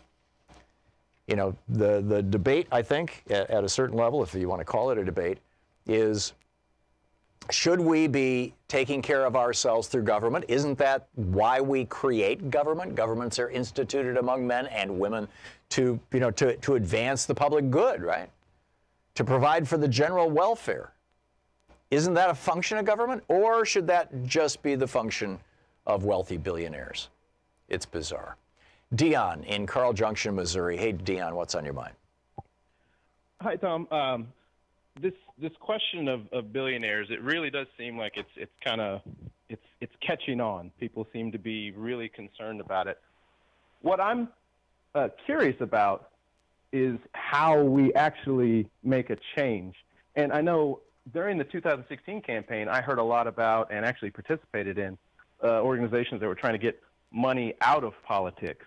I haven't heard nearly as much about that, but I think they're directly related because there's no functional way to make any changes unless we get candidates who aren't directly either themselves very rich or controlled by rich candidates or rich people to make changes. Yeah, I agree. I agree. And that's where amending the Constitution to repeal, you know, the Supreme Court's bizarre activity since 1976, the Buckley case, the Citizens United case, are just saying, no, we're going to say that money is not the same thing as First Amendment protected free speech, and that corporations are not the same thing as persons, and they do not have 14th Amendment rights. Straightforward stuff. And yeah, that'll make it a hell of a lot easier, Dion. But you know, we've taken on the rich before, and you know, without those kind of protections, and it was successful. Although it did take a Great Depression to make it happen. So, you know, we'll see where it goes. But Dion, you raise a really good point. Thank you for the call, James in Spokane, Washington. Hey, James, what's on your mind today? Yeah, good morning, y'all. Hey, James. Tom, you mentioned billionaires, and you mentioned Jesus in relation to that, Jesus Christ. A fact about him. His name in Hebrew was Yeshua. Yeah. And that translated into English as Joshua. Right. So he was another prophet, Joshua. His problem was he was contemporary, and he signed a death warrant when he threw the bankers out of the temple, don't you know? I agree. Although that was that was 20 years, 17 years before he was executed. But in any case, James, without getting into a theological discussion here, where are you going with this? Look, I want to say something about the State Department, and I'm just wondering, are they a wholly owned arm of the CIA, or is it the other way around? No, the State Department is by and large a wholly owned subsidiary of the military-industrial complex. You know, and I guarantee you, you know, Mike Pompeo has a great job waiting for him at one of the defense contractors when he leaves. You know, the State Department gave Ivy League education to that opponent in Venezuela against Maduro. No, I didn't know that. So, I mean, you know, obviously he's an agent. Yeah. He came out of nowhere. He's 35 years old, and, you know, I can't verify, James, that he was educated by us, but if he was, it wouldn't surprise me. We do have, I think, a serious billionaire problem in this country, and, you know, that's a piece of it. James, thanks for the call. Jim in Poway, California. Hey, Jim, what's up? Hi, Tom. How you doing? Or should I say Fred? An interesting comment. The NRA just drives me crazy, but they are in a losing end, and I'll tell you why this is. One of the largest gun shows in America was the Crossroads of the West at the Del Mar Fairgrounds. This year, they just canceled it. Really? So they are running scared. Wow. Wow, that wasn't in response to a change in the law or anything. It was just no. They just sentiment. The local people, you know, California's fairly progressive, and they just decided this is not something we want to honor. Wow, that's amazing. When you have a country where we have more guns than people, there's a problem. Yeah, I agree. I agree. Well said, Jim. Thanks a lot for the call, and thanks for the heads up on that gun show. Barbara in Bellevue, Washington. Hey, Barbara. Thanks for listening to 91.3 FM. What's up? Thank you. In regard to Alexandria Ocasio-Cortez's tweet about billionaires starting local, there's a story in the Seattle Times today about Howard Schultz and his voting record. Apparently, he's voted in only 11 out of the last 38 elections, and none of those have been local. Amazing. And I just wanted the world to know that. Yeah. Okay. Howard Schultz, hypocrite. You know, yeah, so it's a columnist named Danny Westneat, and he's in the Seattle Times. Okay, today. great. Thank you, Barbara. Thanks for Okay, that. That's thank fascinating. you. Good talking to you. David in Mamaroneck, New York. Hey, David, what's on your mind? Hey, I just wanted to point out that anybody that's dealt with wealthy individuals, hundreds of David, millions can of you get your dollars- mouth closer to the microphone? It sounds like you're in a barrel. Hello, is that better? Yeah. I just wanted to point out that anybody who's dealt with very wealthy individuals literally think that if they're not given special service or services over someone else, that the world will stop spinning or the economics will come to a halt. Have you served wealthy people? Is this Yes. coming? Okay. You want to tell me about it? Well, I worked as a Big Four accountant and also worked in a car dealership in a very rich area. Mm-hmm. And it was the same. It was the same ethics. It was the same ethos. You had to be served. You had to be given special treatment. Just an extraordinary sense of entitlement is what it sounds to me like you're describing. I don't think it was so much entitlement or discomfort or getting a separate value. I think per their class or their statute that they had to be treated before anyone else as a matter of belief or faith that the world would stop. Wow. So your experience of very wealthy people working for them or working with them as an accountant and working in a car dealership is that they the predicate is that they believe themselves to be what, superior to the rest of us?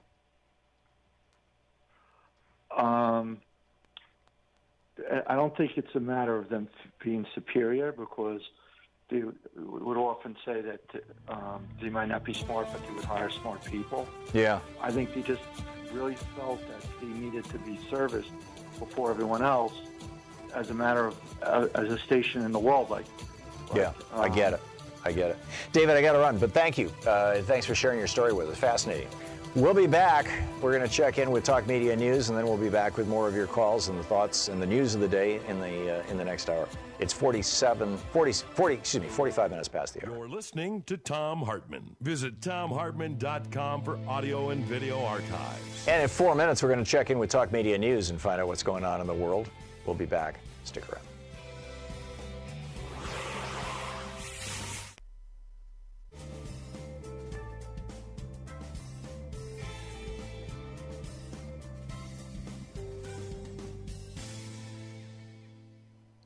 And welcome back. Don in Quitman, Texas. Hey, Don, what's on your mind today? Hi, Tom. Good morning.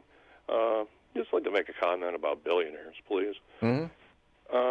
Instead of referring to these people as billionaires, maybe you should refer to them as parasites who happen to be billionaires. Or just billionaire parasites. Yeah, I mean, not all billionaires are not necessarily bad. You think of them like, they're like ticks on the body of the nation, and their bodies have swollen. They're all swollen up and engorged with all this blood that they've been sucking out of us, and now they're going more. And they serve no other purpose than to kill the host, and that's what they're doing. They're killing the United States, basically. They're killing our country. Yeah. Yeah, and the thing about parasites, I mean, parasites can be actually useful. We know that some parasites, some species that we thought were parasites are actually symbiotes. Hookworms, for example, actually, modulate your immune system and prevent you from getting autoimmune diseases and disorders and reduce things like asthma and stuff like that. But on the other hand, if you get too many, they will kill you because they consume some of your blood. It's like parasites in small quantities, we can all live with that, right? But parasites in large quantities, parasites who are sucking really hard, no, you're absolutely right, Don. It will kill the host. Don, thanks for the call. Phil in Albuquerque, New Mexico. Hey, Phil, your thoughts on billionaires? Well, the only thing I was thinking of, is it Schwartz or Schultz? Schwartz, right? The CEO. Yeah, Howard Schwartz. Yeah. Well, he could have started by paying people, $17, $18, $20 an hour instead of starting them at 10 and have them go to 12 or 13. And the fact is that Starbucks is considered a pretty progressive company for its workers. But if you want to start somewhere, start by paying your people a living wage. Yeah, it's Howard Schultz, by the way. Yeah, well, I would go beyond that, Phil. Howard has not allowed his workers to unionize. Of course. So couldn't have that, couldn't have that. No, I get it completely. It's just one company, but it really is a microcosm even the best companies in this country don't allow their workers to make decent wages. Yeah. What was amazing to me, Phil, I watched the interview with him with Joe Scarborough on Morning Joe yesterday, and Schwartz was saying, Howard Schultz was saying, I grew up in the projects in New York, and I was poor, and I worked my way up to being a billionaire. And why? And the implicit message was, why don't people love me for that? He said, isn't that the American dream? And I'm yelling at the TV. I'm going, no, that's not the American dream. The vast majority of Americans will never have that available to them. The American dream is what my dad had, which is you have a decent job that you work for 40 hours a week and you earn enough money to buy a new car every 2 years, to buy a home, to raise your 4 kids, put them through school, have a vacation, and have a pension when you retire. And my dad did that in a tool and die shop. That's the American dream. Howard Schultz, whatever his name is, doesn't even understand the American dream. He thinks the American dream is to become a billionaire. Sorry, we can't identify with that. I'm 68 years old, and every day feel grateful that I was lucky enough to have been born when I was, and I could make a decent living. Oh, yeah, there's this huge obligation, Phil, that all of us who are over 50, basically, have to share with people who are in particular, under 30, of, hey, let me tell you how America actually can work, because it did. Here's how it was. Phil, thanks a lot for the call. Up next, Ellen Ratner with Talk Media News. We'll be right back.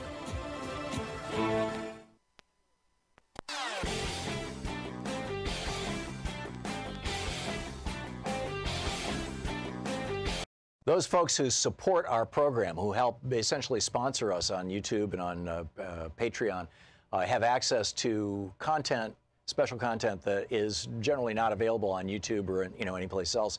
In exchange for supporting us at patreon.com/Thom Hartmann, you get the whole 3-hour show, a video podcast that's not available to the general public, that you can watch anytime you want for every single show every day, plus special content that is not available anywhere else. The rant this week, 200,000 Americans have died from overdoses involving prescription opioids since 1996.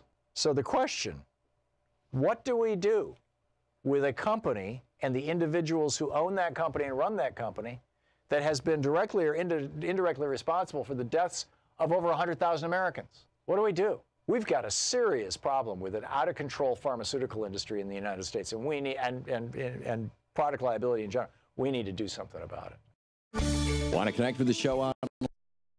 You get the Thom Hartmann Program on Facebook, Twitter, and Instagram.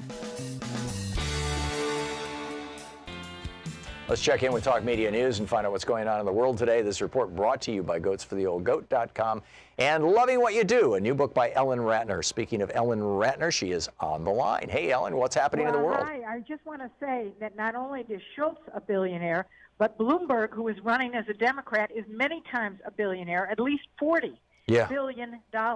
That's amazing. I mean, it's staggering. And he was mayor of New York, and there's a homeless problem in New York like you cannot believe. Yeah. Do you? I don't know if you caught the article this morning. It was over on Huffington Post. Finland has ended homelessness.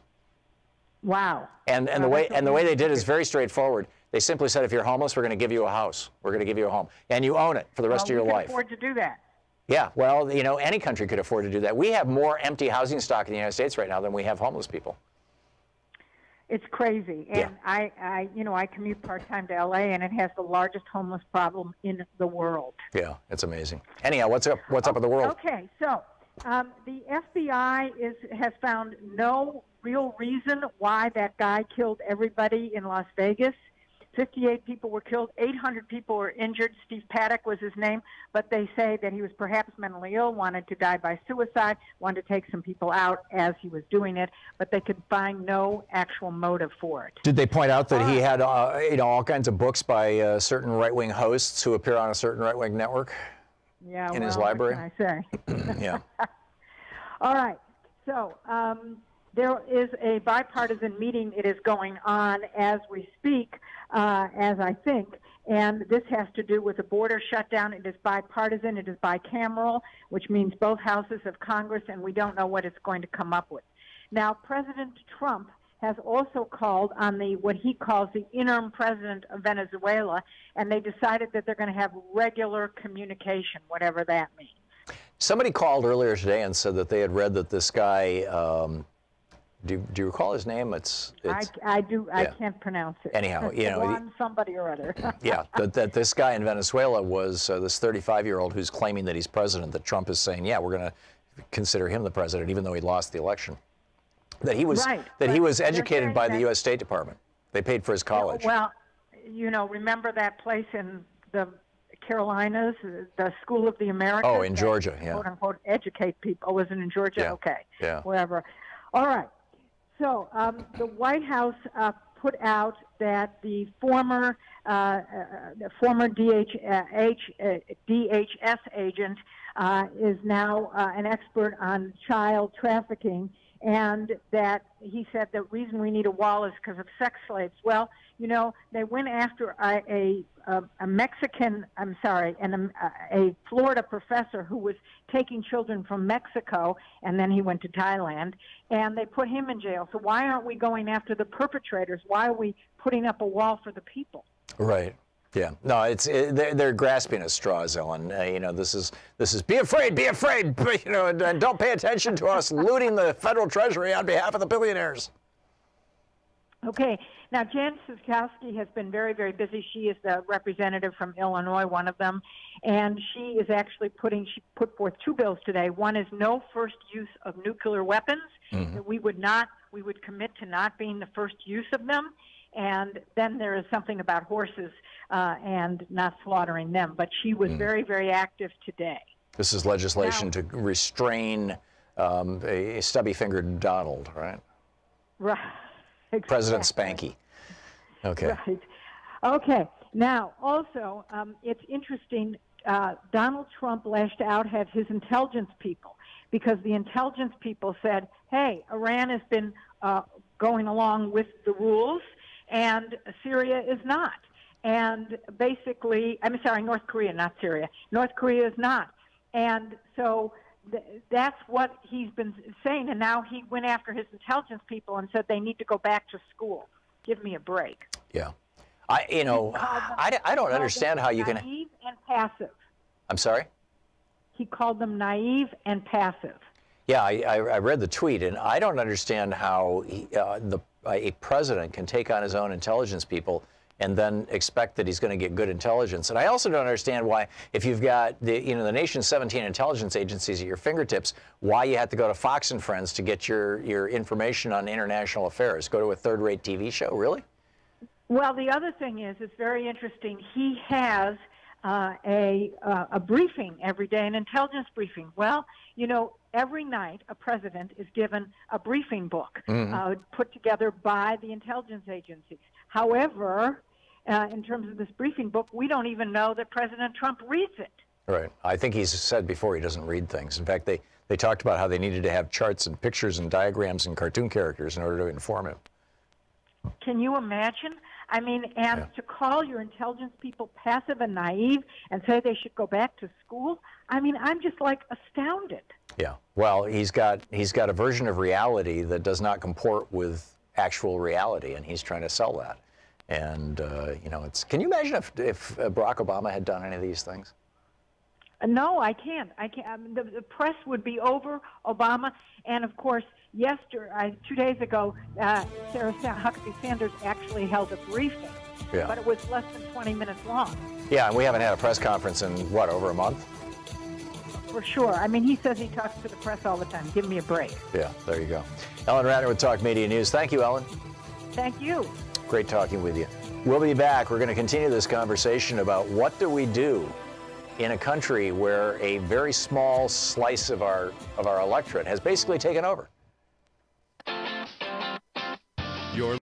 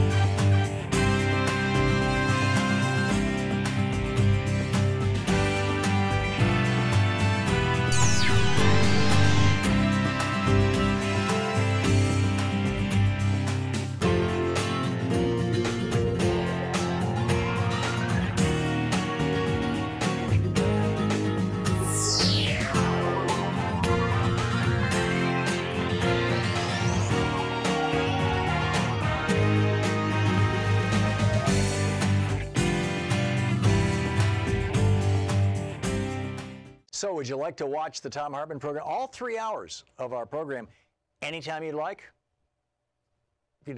It's available. Would you like to hear special content where we talk about, what the billionaires are up to, or climate change, or the newest things in science? There's all kinds of great content like that. That's also available. The place to find all this is the Thom Hartmann channel over on Patreon. Patreon.com, Patreon.com /Thom Hartmann, ThomHartmann, all run together.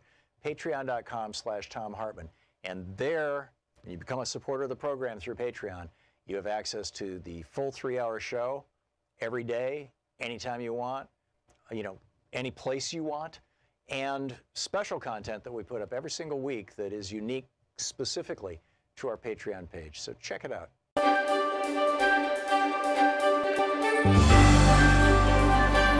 Today we're reading from the brand new 3rd edition, the 2018 edition of The Last Hours of Ancient Sunlight by me, the subtitle of Fate of the World and What We Can Do Before It's Too Late. This is from the chapter Climate Changes, which I did a huge update on over the last couple of years. Imagine you and your family had a time machine large enough to live in no matter what era you arrived in. Let's imagine that you dial your time machine back to 250 million years ago, when you step out onto a fern-covered field somewhere thousands of miles away from what is today Siberia. Unbeknownst to you, the lava flow has begun in the distance. As you're setting up your new home, you might notice a reddening of the sky at sunrise and sunset, but it wouldn't seem like anything dramatic was going on anywhere in the environment. Over the next few years and decades, you may notice that the weather is growing more intense, the seasonal extremes more noticeable. Still, you'd have no way of knowing that the planet was moving toward a point that would lead to the death of almost everything. Over the years, as you become an old man or woman, your children might notice that the larger plants, what today would be our trees, seem to be dying faster than normal from what appears to be some sort of blight or fungus. It's as if the plant's immune systems have been compromised. Long after you're dead, your grandchildren might begin to notice that the rains are not coming the way they used to, and when they do, the storms are wildly more ferocious. The results are either floods or droughts. Insects and small animal populations are less evident. The air is becoming corrosive. It's getting harder to breathe. The sunrises and sunsets are becoming more spectacular with radiant colors of light cast across the sky. By the time your great-great-great-great-great-grandchildren are born, the lava flows may be settling down, but the tipping point has been passed. Although it was a slow process, it was an inexorable one. The world, over thousands of years, has warmed to the degree where all of the abundant life your descendants could see around themselves was doomed. The lava flow in Siberia, by throwing into the atmosphere a variety of greenhouse gases, had been steadily pushing up the temperature of the Earth. While many of these gases were themselves toxic, it would be their combined greenhouse effects, along with those of the multiplying carbon dioxide levels, that would take down the planet. But you would only know that in retrospect, when pretty much everything was dead. Fast forward to today. The climate scientists' warnings have come true. There's more carbon in the atmosphere trapping heat and moisture than ever before in the 165,000 years of human history. We're on the verge of the first ice-free summer in the Arctic in 3 million years. And back then, the Earth was a much different place from the one currently cradling us, or even the one in which modern humans evolved. The consequences of a warming planet are appearing much faster than had been projected by climate scientists of just a decade ago. The most dire warnings, rising oceans, freak storms, agricultural collapse, they're all taking place now. One recent July afternoon, we had an electrical storm here in central Vermont that was so severe it took out 2 of my computers and blew circuit breakers throughout the house. Our home wasn't unique. Many families lost most or all of their electrical appliances. Larry, a fellow we'd hired to do some repair work on our half-mile long driveway, stood atop a hill with me a week after the storm and told me how his wife had been thrown across the room from an electrical shock she received touching their screen door during the storm. It's not normal weather here, he said. It used to be that Vermont weather was famous for always changing, always unpredictable, but the last few years have been like nothing before. A lot of people agree with Larry. Extreme weather events like the 14-year drought that savaged Australia starting in 1995 and the freezing destruction of Superstorm Sandy are on the rise. Between 2011 and 2013, the U.S. suffered 32 extreme weather events, each wreaking at least $1 billion in damage. 2012, the year of Superstorm Sandy, was the second costliest year on record, with $110 billion in damages. During the 2017 hurricane season, Hurricane Harvey appeared and quickly developed into a 1,000-year event, dumping 20 inches of rain over nearly 29,000 square miles surrounding the Houston metropolitan area, flooding an area the size of New Jersey. Rebuilding from Hurricane Harvey alone could cost up to $180 billion in damages, making it the costliest storm in U.S. history. But how long until the next superstorm? The year 2016 set new records as the hottest year in recorded history, with average global temperatures of 1.3 degrees Celsius above pre-industrial levels. Along with the heat waves, flooding and drought accompanying this temperature increase are melting polar ice caps and in turn rising sea levels. The planet's sea level has risen an average of 8 inches since 1880, with dramatic gains in the last half of the 20th century. In the 50 years since 1963, the ocean rose 2.5 inches in Los Angeles, 6 inches in Boston, and 12.5 inches in Galveston, Texas. The polar ice caps are in an unprecedented state of decline, with sea ice in Antarctica and the Arctic measuring at 1.48 million square miles less than the average 1981 through 2010 average. At the end of 2016, the Arctic saw temperatures 36 degrees Fahrenheit above average. When the mathematics and physics become as compelling as they are now, big business gets alarmed. In November of 2012, the international accounting firm PricewaterhouseCoopers issued a rather dire warning for the future of business on the planet. After all, if the human race has been reduced to living in caves or is extinct, nobody's going to buy or sell anything. In a news release sent out internationally entitled "Business as Usual is Not an Option," as current rates of emission reduction point to 2 degrees of warming, Jonathan Grant, Director of Sustainability and Climate Change, said this: "The new reality is a much more challenging future in terms of planning, financing, and predictability. Even doubling our current annual rates of decarbonization globally every year to 2050 would still lead to 6 degrees Celsius, making governments' ambitions to limit warming to 2 degrees appear highly unrealistic." The Last Hours of Ancient Sunlight by Thom Hartmann. Want to connect with the show online? You can find the Thom Hartmann Program on Facebook, Twitter, and Instagram. The book The Inner Level by Wilkinson and Pickett.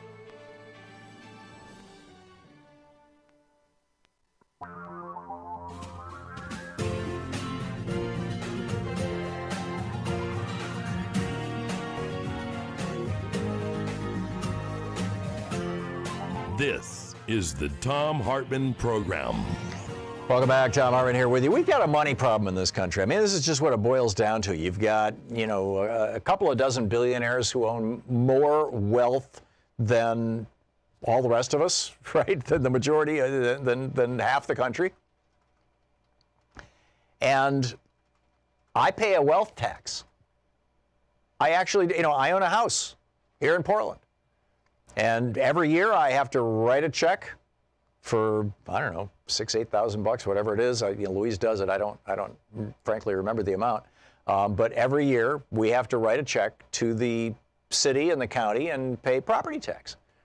And that is a tax on the wealth that I own, which is what most middle class people, this is the largest, this is my single largest asset, as it is for most middle class people, is their home. So if you've got a home that's worth a couple $100,000 and you're paying, $5,000-10,000 a year in property taxes, that's a wealth tax. You are paying taxes on your wealth. And for middle class people, it's their principal source of wealth. Keep in mind, there's a difference between income and wealth. I also pay taxes on my income. When I get a check, every week for doing this show, or every other week, they take taxes out of it, right? So we all pay income taxes. But a wealth tax is something that, by and large, billionaires skate on, unless they happen to own property. And many of them put the property in the names of their corporations, so the corporation pays the tax on it, and it's a tax-deductible expense. If you have a corporation that owns your home and then rents it to you, it's tax-deductible. Now, most of us don't have the means to set up, corporate shell companies to own our various homes and things like that. I certainly don't. But my question is, why is it that I should pay a substantial tax, thousands of dollars every year on my principal source of wealth? Why is it that you should pay a tax every year on your principal source of wealth, but old Howard from Starbucks doesn't have to pay any tax at all on the $1 billion that he's got sitting with a hedge fund someplace or in a Swiss bank account? Why doesn't he have to pay a wealth tax on his principal source of wealth? Can anybody explain this to me? I mean, I get property taxes, right? I'm not a fan of property taxes. Louise and I were in Ireland back 15, 20 years ago. I don't know if they've changed the law since then. But we stayed with some friends who live in Ireland and a fairly well-known writer. And we also got to know the guy who was the postmaster for the local post office. He drove us all over Northern Ireland, and his name was Mike Mansfield, an amazing guy. And he was considerably older than me. He's probably no longer with us, given how long ago this was. This might have been actually even in the 80s. And he drove us all over. He took us to a bar. He taught us Gaelic. He had us, along with the people in the pubs, singing these songs in Gaelic. And he was like, "You have a property tax in the United States, right?" And we owned a home at the time. And I was like, "Yeah, every year I pay thousands of dollars in property taxes." He says, "You don't really own your home." I said, "What do you mean?" And he said, "Well, if you don't pay your property tax, what happens?" I said, "Well, the government takes my property away." And he said, how much would the property tax be relative to the value of the house? And I'm like, "Well, the house might be worth a couple $100,000. The property tax might be $5,000. He says, "So for a $5,000 bill, they're going to take your home away?" "Yeah." "Then you don't own your home." And I'm like, "Where'd you get this idea from?" And he's like, "Here in Ireland, we don't have property taxes because we want people to be able to actually own their homes." Now, billionaires would tell you that they don't want to have a property tax, a wealth tax, on their hedge funds. They don't want to have a wealth tax on their bank accounts. They don't want to have a wealth tax on their money bins. If Howard from Starbucks wants to build a giant money bin in his backyard and fill it with gold doubloons and go diving in it, he doesn't have to pay any wealth tax on that. But I have to pay a wealth tax on my house, and so do you if you own a house. What am I missing here? This seems bizarre. If anything, we should flip this upside down like Ireland did. Ireland actually has a wealth tax. And say, middle-class people who own a house, yeah, that's wealth. That's their wealth. And we're going to let them keep it. If you've scraped together enough money during the course of your life and your working career to actually buy a house, you should be able to own that house. Even if your income goes to zero and you can't afford to pay property taxes, you should be able to own that house because it's your house. It's your land. I mean, we could put limits on it. We could say, all property that is worth over $1 million or over $5 million or something like that gets hit with property taxes because, the whole point of property taxes was, well, we're going to use this to pay for the local fire and police and stuff like that and the services that are protecting your property. Okay, I get that. But, Howard Schultz or Schwartz or whatever his name is, yeah, I'm intentionally screwing it up. I agree with Alexandria Ocasio-Cortez. When a billionaire wants to jump into politics, we should say to them, why don't you work your way up the ladder, Why don't you just, start with city council? But in any case, if Howard, wants to have his multi-million-dollar mansions and things, okay, cool, he could pay property taxes because they're kind of a burden on things. But the fact of the matter, if the whole rationale behind property taxes is that there has to be community infrastructure to support my property, right? I have a fire department in case I do something stupid and burn my house down, or somebody else does it to me, or nature does, lightning. The roads need to be maintained. The local school, now I absolutely think the property taxes should be completely disentangled from education because that's why, that was put into place back in the day to make sure that largely minority neighborhoods, poor neighborhoods, had crappy schools, to perpetuate that cycle of not just poverty, but of class. But in any case, so if your rationale for property taxes is that, well, we need to protect your property, and we're doing that as a community. Well, isn't that true of Howard's money bin? Isn't that true of his hedge fund? Isn't that true of his banking account, his millions of dollars in his bank account? That needs to be protected. We have cyber security stuff here in the United States. We have courts that protect those things. We have, infrastructure. There's all kinds of ways that we protect the wealth of really wealthy people. Shouldn't they pay a property tax on that? What am I missing here? What have or if I've hit it spot on, And what we really should be doing, you know, England has a wealth tax, France has a wealth tax, I'm pretty sure Ireland has a wealth tax, where, you know, every year they say, okay, what do you own? Well, I own $1.9 billion worth of stuff. Okay, cool. Give us 1% of it. And it's a progressive wealth tax. Average people, working class people, they don't pay a wealth tax. The wealth tax kicks in after, well, the one that Elizabeth Warren is proposing kicks in at $50 million. Not of income, but of wealth.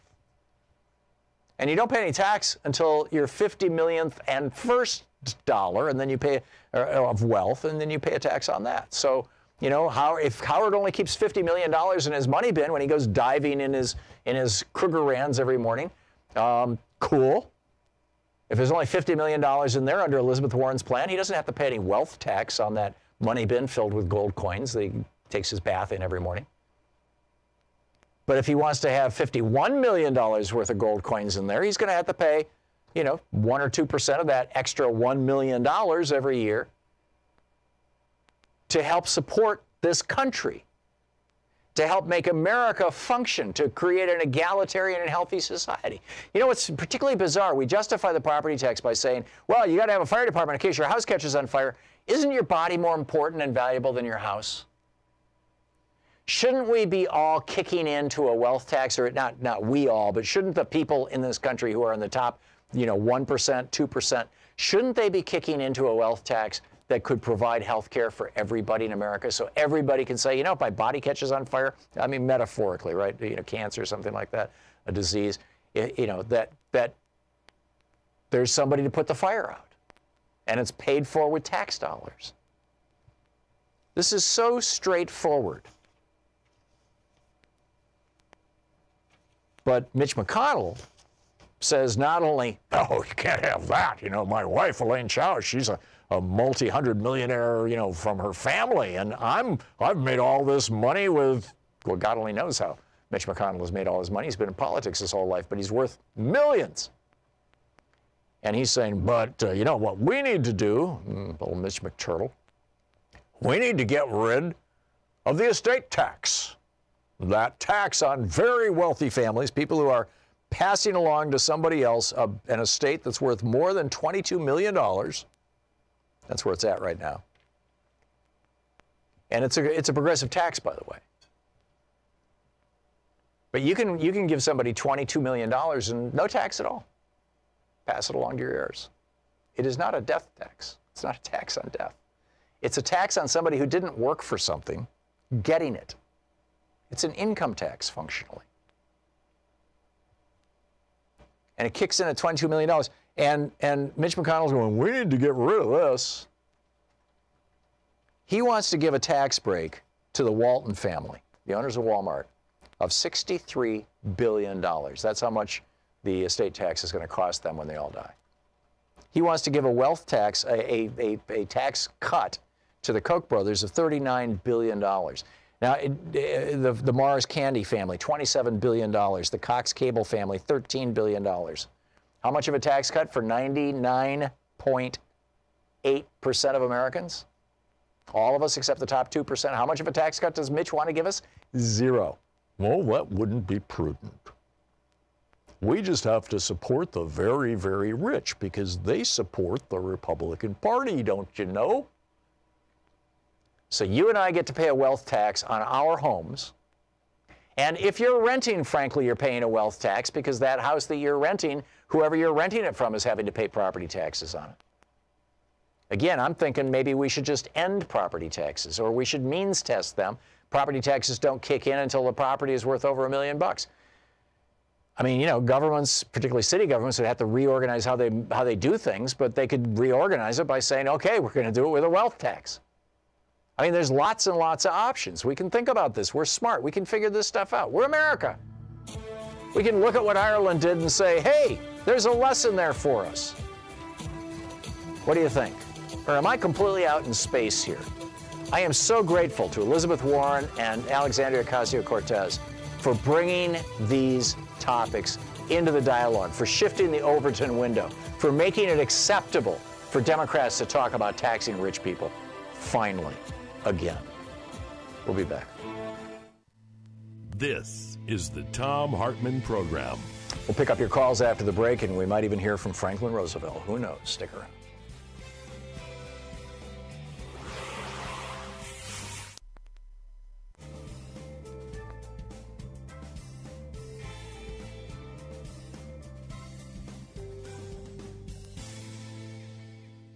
And welcome back. Oliver, listening on WBAI in New York City. Hey, Oliver, what's on your mind today? Hey, how you doing? Great. I love your ideas, your knowledge, and everything. Thank you. Present it.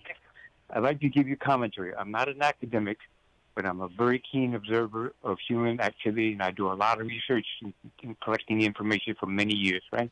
Anyway, relevant to what you're speaking about, I know what the answer is. Yes, why all these wealthy people want to hoard even more and more money and prevent the rest of us from not having any share of it.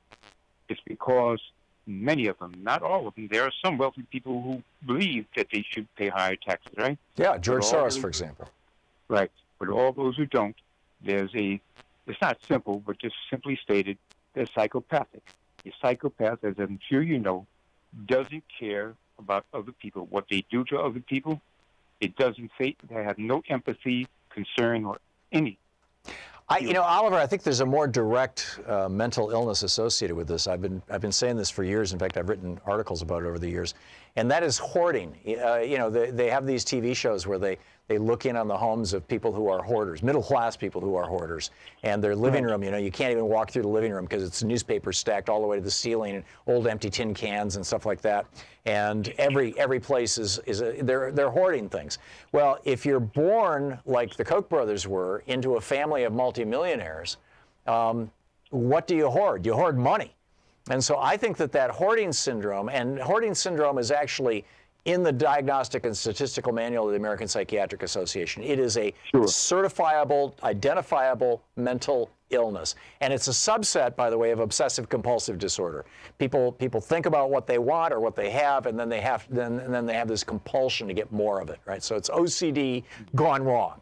And I think that what you're looking at, and it may or may not have to do with sociopathy, but I think what you're looking at is hoarding syndrome that hits people who were born rich. And then on top of that, what you're saying, Oliver, spot on, is then you get some people who are born fabulously rich, and like the Kennedys or the Rockefellers or what's his name, Warren Buffett or George Soros.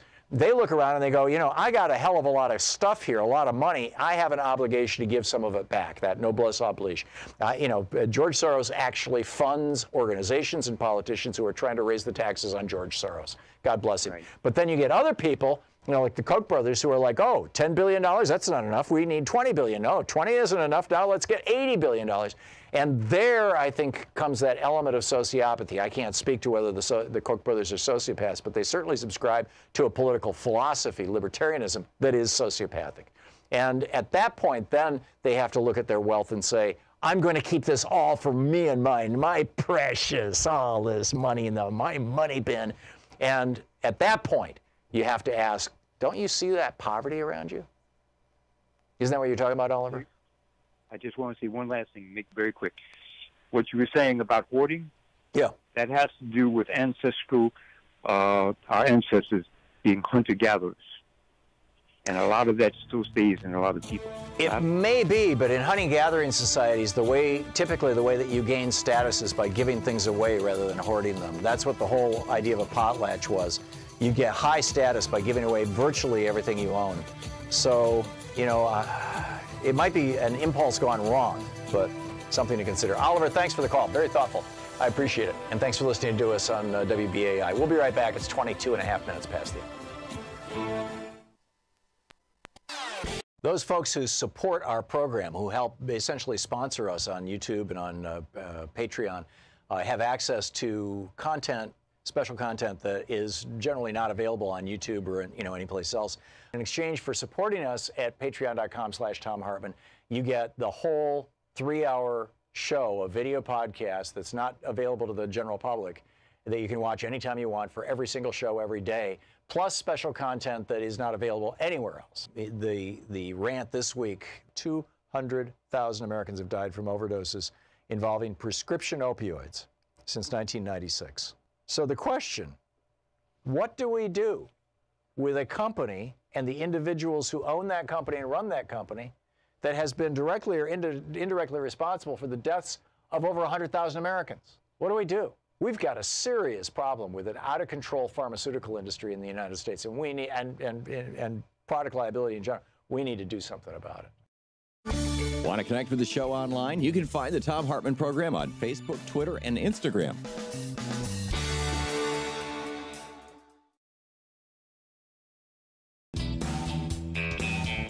Welcome back. Thom Hartmann here with you. And Will in Woodstock, New York. It says you disagree with me, Will? What's up? Yeah, Tom, thanks for taking my call. Sure. I've been listening to you every time I can, and I have a disagreement with you about your characterization of Donald J. Trump as a con man. He is not a con man. He ain't good enough to be a con man. What he is a flim-flam man, and there's a distinct difference. Okay. Flim-flam man. A flim-flam man points at a thing in a corner and says, "Look at this shiny thing," while I rip you. A con man will stare you straight in the face and take your money, and you'll be glad to give it to him. Right. So he ain't good. But that's an aside. Anyway, I just wanted to let you know that you're talking about billionaires, and my grandmother was she was nowhere near a billionaire. She was a very wealthy woman. She was. You're talking to the grandson of Betty Crocker, wow, a corporate entity known as Betty Crocker. She didn't like the gig, but it paid well. Yeah. But to the end of her days, she always did. I don't know if you're old enough to know. In the classroom they used to teach civic classes, and my grandmother, she to the end of her days, she gave her civic duty.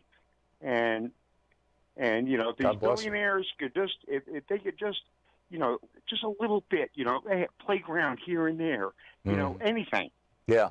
Well, this is the trap, Will. This is the trap. And Anand Giridharadas has written this brilliant book on the whole philanthropy flim-flam also, which is, when we start thinking that we've got to have rich people take care of us. We've got to have rich people give us our parks. We've got to have rich people endow our schools. We've got to have rich people build our hospitals. We're in deep trouble. We have lost our ability to govern ourselves, basically. Absolutely. And when I was coming up, I don't know how old you are, but I'm a little north of 50. Yeah. And I'm north of 60. It was the unions that made this country strong. Yep. And they're coming back again. Well, I hope so. I mean, when Reagan installed the first anti-union Secretary of Labor and went after Patco and started this multi-decade campaign to destroy the unions, 2/3 of Americans had the equivalent of a union job. 1/3 of Americans were unionized, and now it's 6%. So spot on, Will. But we've got a big problem. Will, thanks for the call. And thanks for sharing your story with us. That's absolutely fascinating. Really appreciate the call. It is 27 minutes and a half past the hour. We're coming up on a break here at the bottom of the hour, and then we'll continue with your calls and the news of the day right after this. Stick around. You're listening to the Thom Hartmann Program. Call 202-808-9925. It's your media support group for We the People, the Thom Hartmann Program.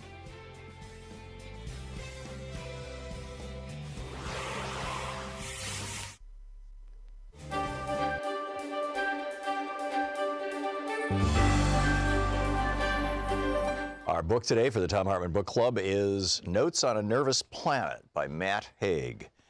This is from the chapter, well, it starts with the chapter, A Life Edit, on page 4. I was scared. I couldn't not be. Being scared is what anxiety is all about.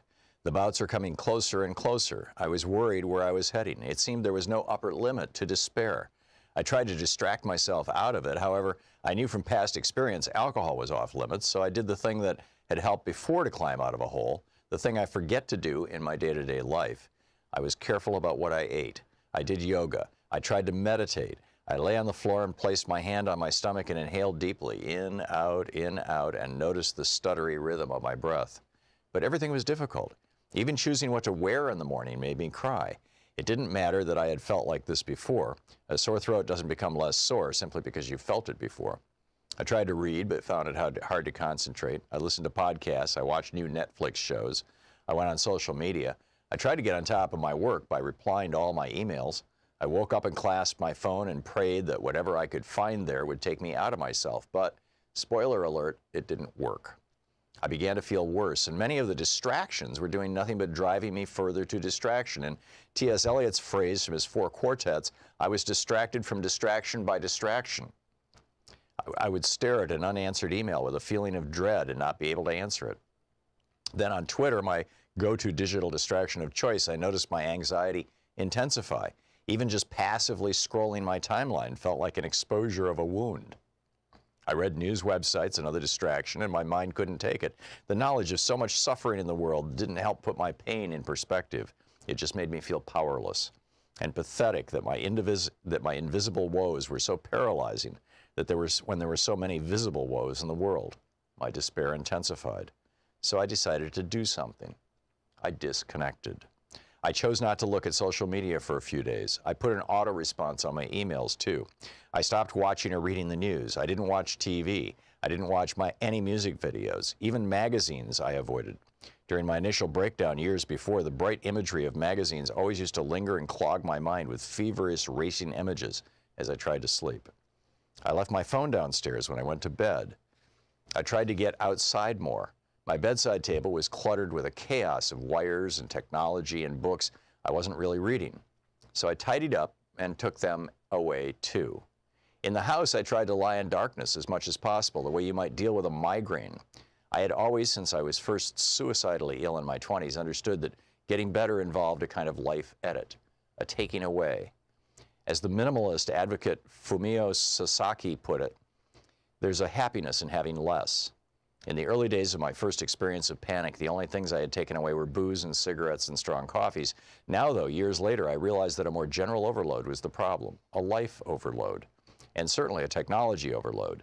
The only real technology I interacted with during this present recovery, aside from the car and the cooker, were yoga videos on YouTube, which I watched with the brightness turned low. The anxiety didn't miraculously disappear, of course not. Unlike my smartphone, there is no slide to power off function for anxiety. But I stopped feeling worse. I plateaued. And after a few days, things began to calm. The familiar path of recovery arrived sooner rather than later. And abstaining from stimulants, not just alcohol and caffeine, but these other things, was part of the process. I began, in short, to feel free again. Most people know the modern world can have physical effects, that despite advances, aspects of modern life are dangerous for our bodies. Car accidents, smoking, air pollution, a sofa-dwelling lifestyle, takeout pizza, radiation, that 4th glass of Merlot. Even being at a laptop can pose physical dangers. Sitting down all day, getting an RSI. Once I was even told by an optician that my eye infection and blocked tear ducts were caused by staring at the screen. We blink less, apparently, when working on a computer. So as physical health and mental health are intertwined, couldn't the same be said about the modern world and our mental states? Couldn't aspects of how we live in the modern world be responsible for how we feel in the modern world? Not just in terms of the stuff of modern life, but its values too. The values that cause us to want more than we have, to worship work above play, to compare the worst bits of ourselves with the best bits of other people, to feel like we always lack something.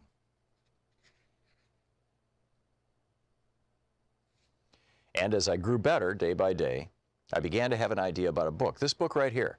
I've already written about my mental health and reasons to stay alive, but the question now was not why should I stay alive? The question this time was a broader one.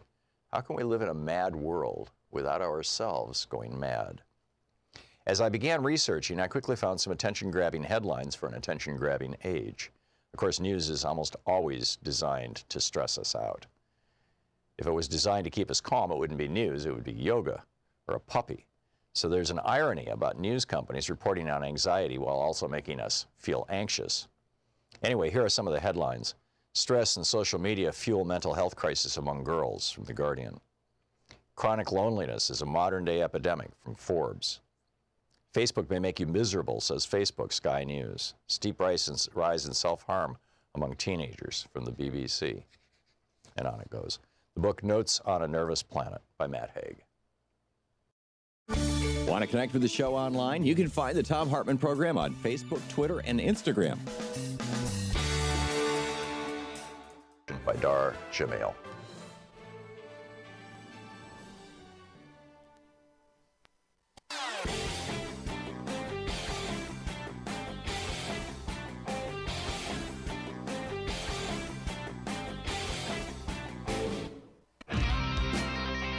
Welcome back. Thom Hartmann here with you. Time for our geeky science alert for the day. Okay, it's geeky science. Scientists, we've got a problem with whales. The whales are committing suicide. Honest to God, they're committing suicide. And it turns out, this is from a piece by Agence France Presse, in the presence of sonar, which is, what is used by submarines and whatnot for navigation. In the presence of sonar, whales are stressed and they swim vigorously away from the sound source. It hurts their ears, basically, changing their diving pattern. They dive too fast and they get the bends, and then they die. They're in extreme pain. They commit suicide. Also, some of these sonic blasts that we are using to explore for oil off the coasts are deafening the whales, and once they're deaf, they get depressed and they commit suicide. We've got to pay some attention to this. Okay, back to taxes. I'm going to pick up your calls in just a second, but first I wanted to share this thought. This is how, our Democratic politicians, and I fully expect to hear Alexandria Ocasio-Cortez or Elizabeth Warren say something like this soon, and I would love to hear, Kamala Harris and some of the others who are serious contenders for the Democratic nomination start talking like this. Franklin Roosevelt was confronted back in, this is 1936, about how he had raised the top tax rate up to 91%. And, well, I'll let him tell you. Here he is. A number of my friends who belong in the very high upper bracket have suggested to me on several occasions of late that if I am re-elected president, they will have to move to some other nation because of high taxes here. Now, I will miss them very much. There you go. I mean, this is just very straightforward stuff. Oh, man. David in Tyndall, South Dakota. Hey, David, what's up? Hello. Hey, you're on the air. Yeah. Yeah, I agree with you on some points about billionaires, but there's one point that I want to make, and this is it. The Democrat Party wants to tax more wealth out of these billionaires while they're the biggest drivers of our jobs that we have today. David, you have been listening to Fox News or Right Wing Hate Radio, I guarantee, because A, there's no such thing as a Democrat Party. It's called the Democratic Party. Back in the 1950s, Joe McCarthy said, don't ever say Democratic. That sounds too nice and friendly. People like Democratic. Say Democrat with an emphasis on the rat. And Fox News has been loyal to that McCarthyite thing ever since, number one. Number two, billionaires actually slow down the economy because they take money out of the economy and they put it in their bank accounts and in their hedge funds. You want to know who's driving the economy, David? It's poor people. People who make under $60,000 a year, under $40,000 a year, under $20,000 a year. People in the median income in the United States is around 40 grand for a household. It's around 27 grand for an individual. People who make less than that spend 100% of their income. And when they spend that money, that stimulates the economy. This idea that Ronald Reagan came up with to try to sell to rubes who listen to right-wing radio and things like that. And truth be told, a lot of people bought this stuff for a lot of years. The con job that Reagan came up with was telling people that, it used to be called the horse and sparrow theory back in the 1880s, that if you give the horses more oats, they'll poop more undigested oats, and the sparrows will get fatter because they get to eat the oats. Reagan called it trickle down. You put more wine in the wine glass at the top, and eventually it spills down off the table, and people sitting on the floor get some. The crumbs fall on us. It has been proven not to be the case. In fact, the biggest stimulus that we have had if you look at the history of stimuluses in the United States, is typically when you dial back the Social Security tax, because that's a tax that even if you only make $5,000 a year, you pay taxes on all your income. And the way that Obama got us out of the Bush Depression in 2009 was by pausing the Social Security tax, or at least 2% of it, for either a year or 2 years. So it's working people, David, who stimulate the economy, who drive the economy, who create something called demand. It's called aggregate demand, and it's also known as wages. It's wages that drive the economy, not the savings of billionaires, David. Well, it's the billionaires that are hiring right now. No, not true. Actually, we do have jobs. It's not true, David. You know, I'm not a billionaire. I'm hiring people. David, if you actually talk to a real economist, not to somebody who plays one on Fox News, what you will find, which is owned by a billionaire, by the way, which is why he wants you to think so favorably of billionaires. Rupert Murdoch owns Fox News and you know, supervises the programming of it. But if you talk to an actual economist, you will find that the majority of job growth in the United States is small businesses. None of them are owned by billionaires. None of them. And by and large, even if you say, oh, well, Walmart's creating jobs, well, the Walton family, who's worth, you know, over $100 billion, talking about billionaires, they do absolutely nothing with Walmart. They just sit around and wait for the dividend check to come in the mail. The same thing with most billionaires in the United States. Their principal occupation is sitting around waiting, you know, sitting around the pool on their butt waiting for the dividend check to arrive. That doesn't stimulate anything in the economy, David. Nothing. Well, they do. Okay. All right. David, thank you for the call. Good luck. Mikael in Seattle. Am I saying your name right? Yeah, it's Mikkel. Oh, Mikkel. I'm sorry. Hey, Mikkel, what's up? Hey, thanks for all of your hard work. Thank you. I'm in Seattle, and I have some thoughts about Howard Schultz while we're on the topic of looking into his history. Oh, he's local for you, isn't he? He is, yeah. He's very well known. I've been on the fence and trying to gather information about him because he does a lot with his foundation here locally of good. I have two main complaints, so I wanted to share.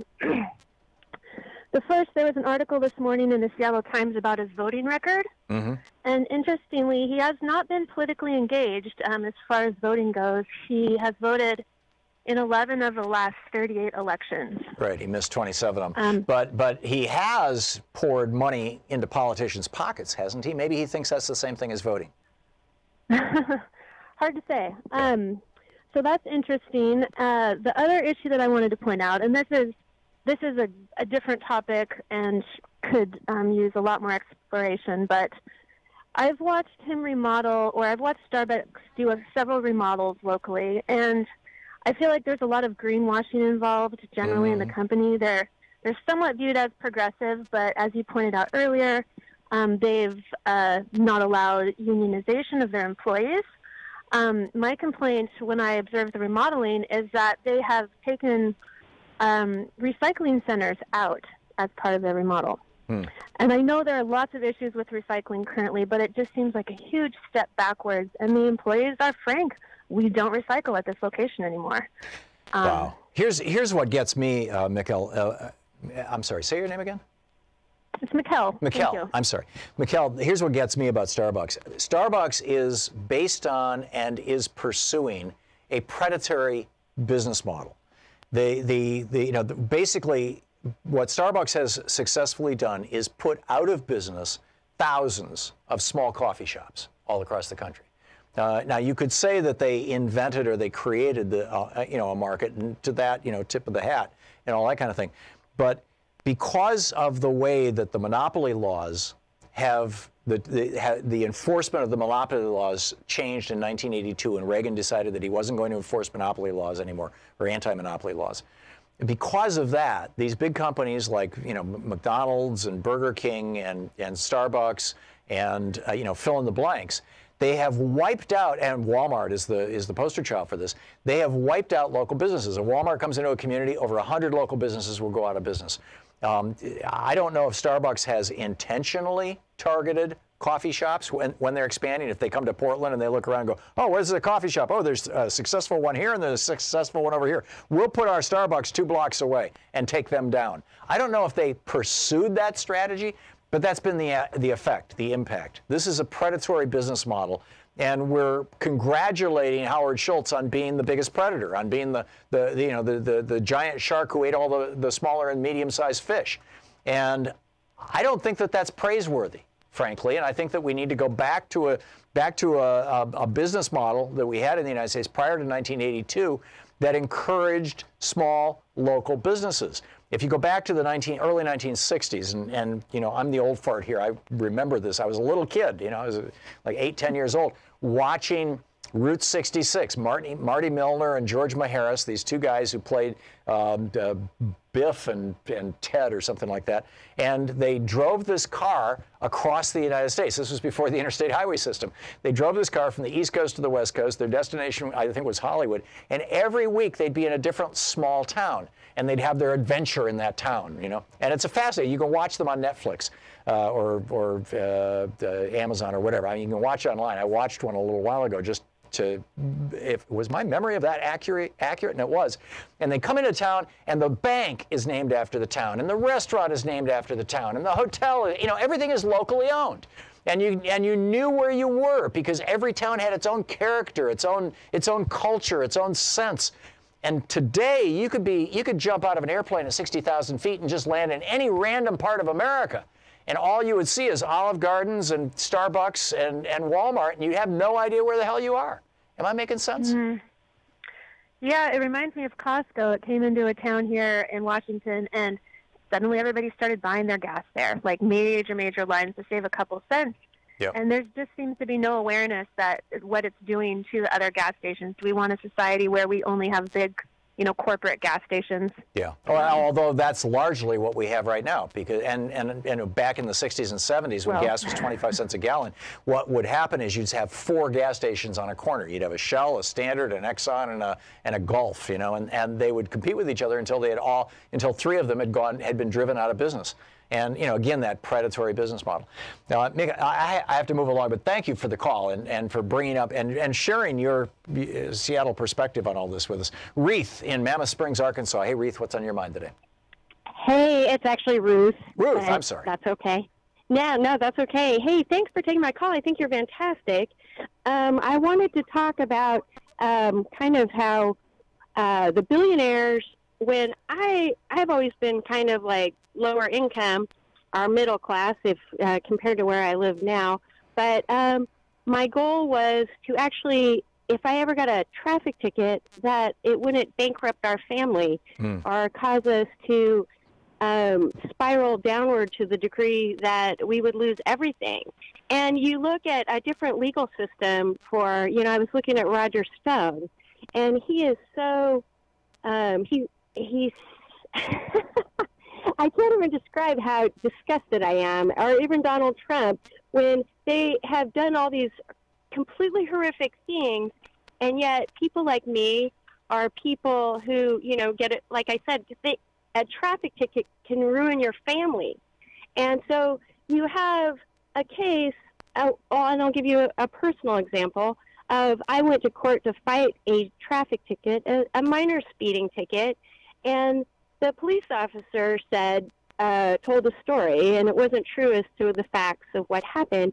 And I said, well, Judge, I said, I can't argue with this because he's lying. And at that moment, the judge had the bailiff come and handcuff me and tell me that I was in contempt of court because I had dishonored this police officer. Wow. They held me all day without an attorney, without making a phone call, with nothing. And I was a single mother. I couldn't go pick up my kids. Ruth? That was in California. It was in Santa Clarita, California. Wow. That's amazing. And, yeah, and so, you know, and I'm doing fine now, and, you know, I'm working hard, and to see the justice in this, or in our country, is different for the poor people and the rich people. No, if you had been a wealthy person, you would have been out of there in seconds. I mean, you know, you just, yeah. Ruth, that's an extraordinary story. And this is, you know, when people talk about criminal justice reform, it needs to go beyond just mens rea that makes it harder for white-collar criminals to go to jail, which is what we just got. And instead, we need to be dealing with these kind of things, you know, what you just described. Thanks so much for the call. We'll be right back. It's 48 minutes past the You're listening to Thom Hartmann. Visit thomhartmann.com for audio and video archives. Back with more of your calls in just a moment. It's the Thom Hartmann Program.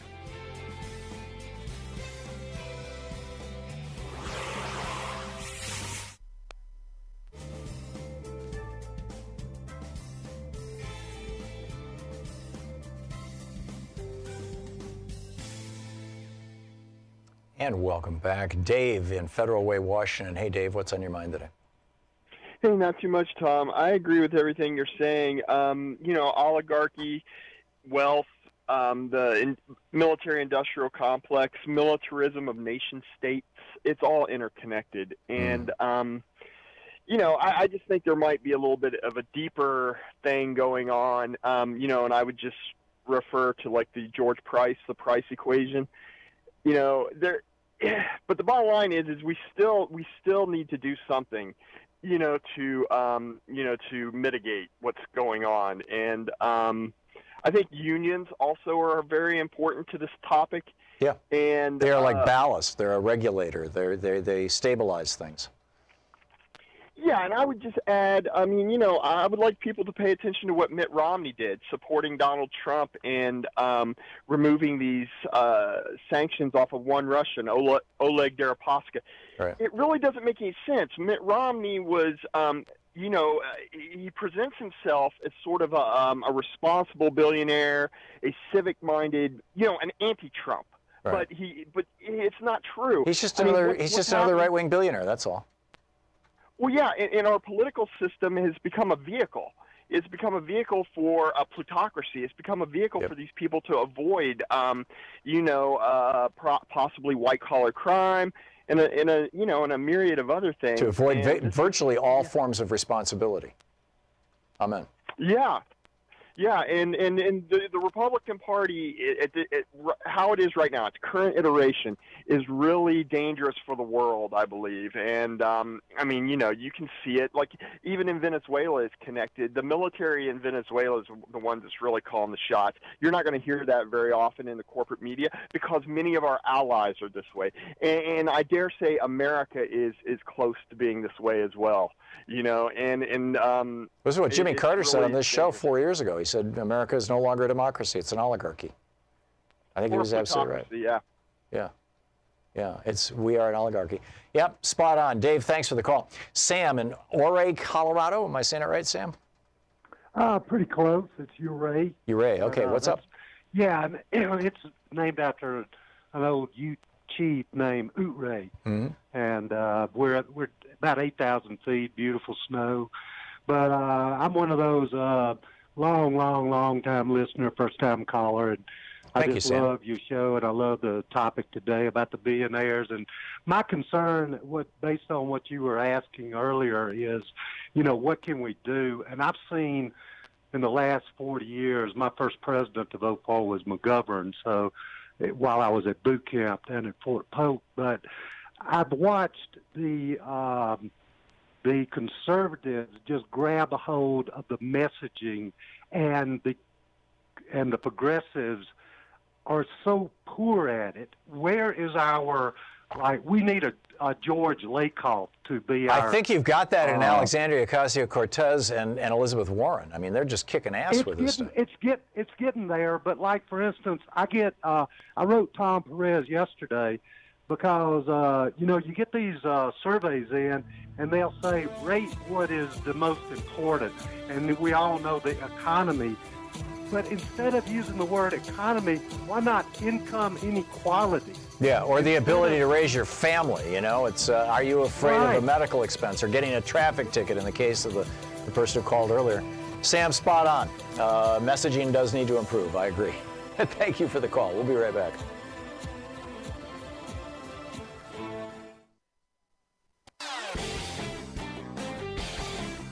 Just did a rant about how we have actually passed a major climate change tipping point that we can't walk back from. We can't stop it. This is coming now. It is unstoppable. This first step of it, which has to do with, you know, the destruction of major cities in the United States and all around the world. You can check this out over at patreon.com/Thom Hartmann, or for people who support us on YouTube as well, you can see this. Get over to patreon.com/THOMHARTMANN to check this out. We're talking about how prior to a couple of years ago, and this is how, tipping points, you can only see them in the rearview mirror. Prior to a couple of years ago, in the winter, the Arctic and Greenland, the Antarctic and Greenland, would recover some of their ice. Now they're not even doing that. It's just pausing. The melting is just pausing. That's that tipping point. And the consequences of this are going to be terrible. Check it out, patreon.com/Thom Hartmann. Want to connect with the show online? You can find the Thom Hartmann Program on Facebook, Twitter, and Instagram.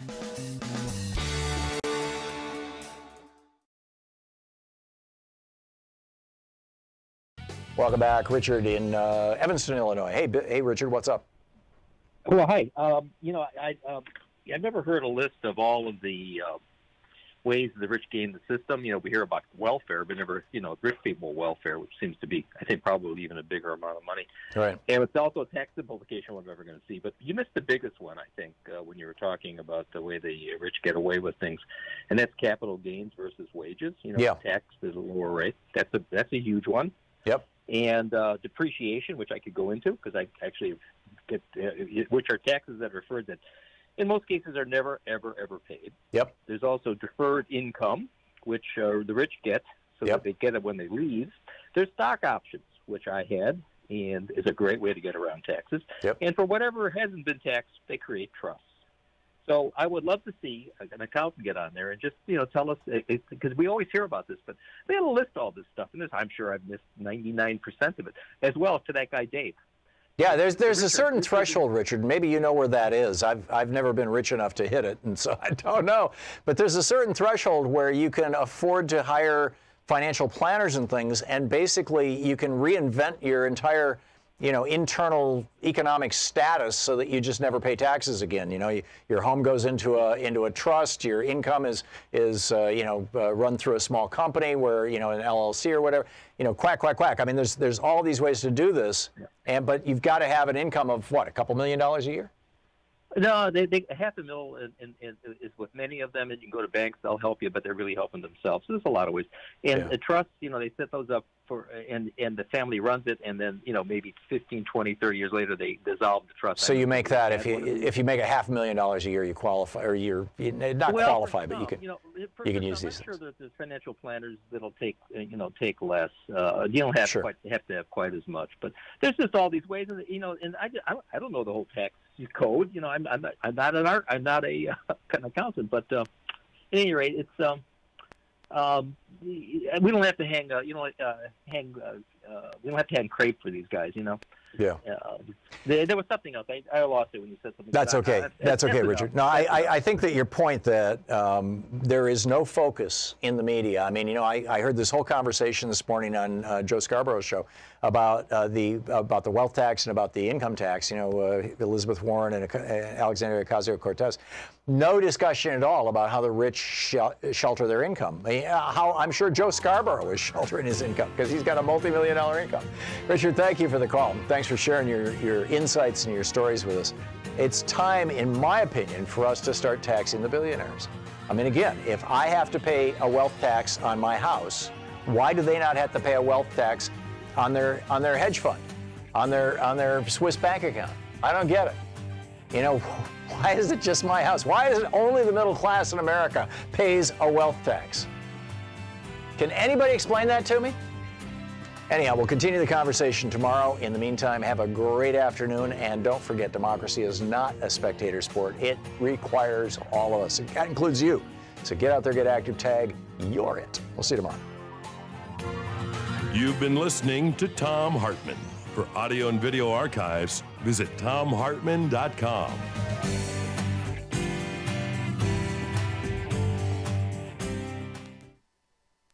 From UN headquarters in New York, I'm Luke Vargas with your World in 2 Minutes.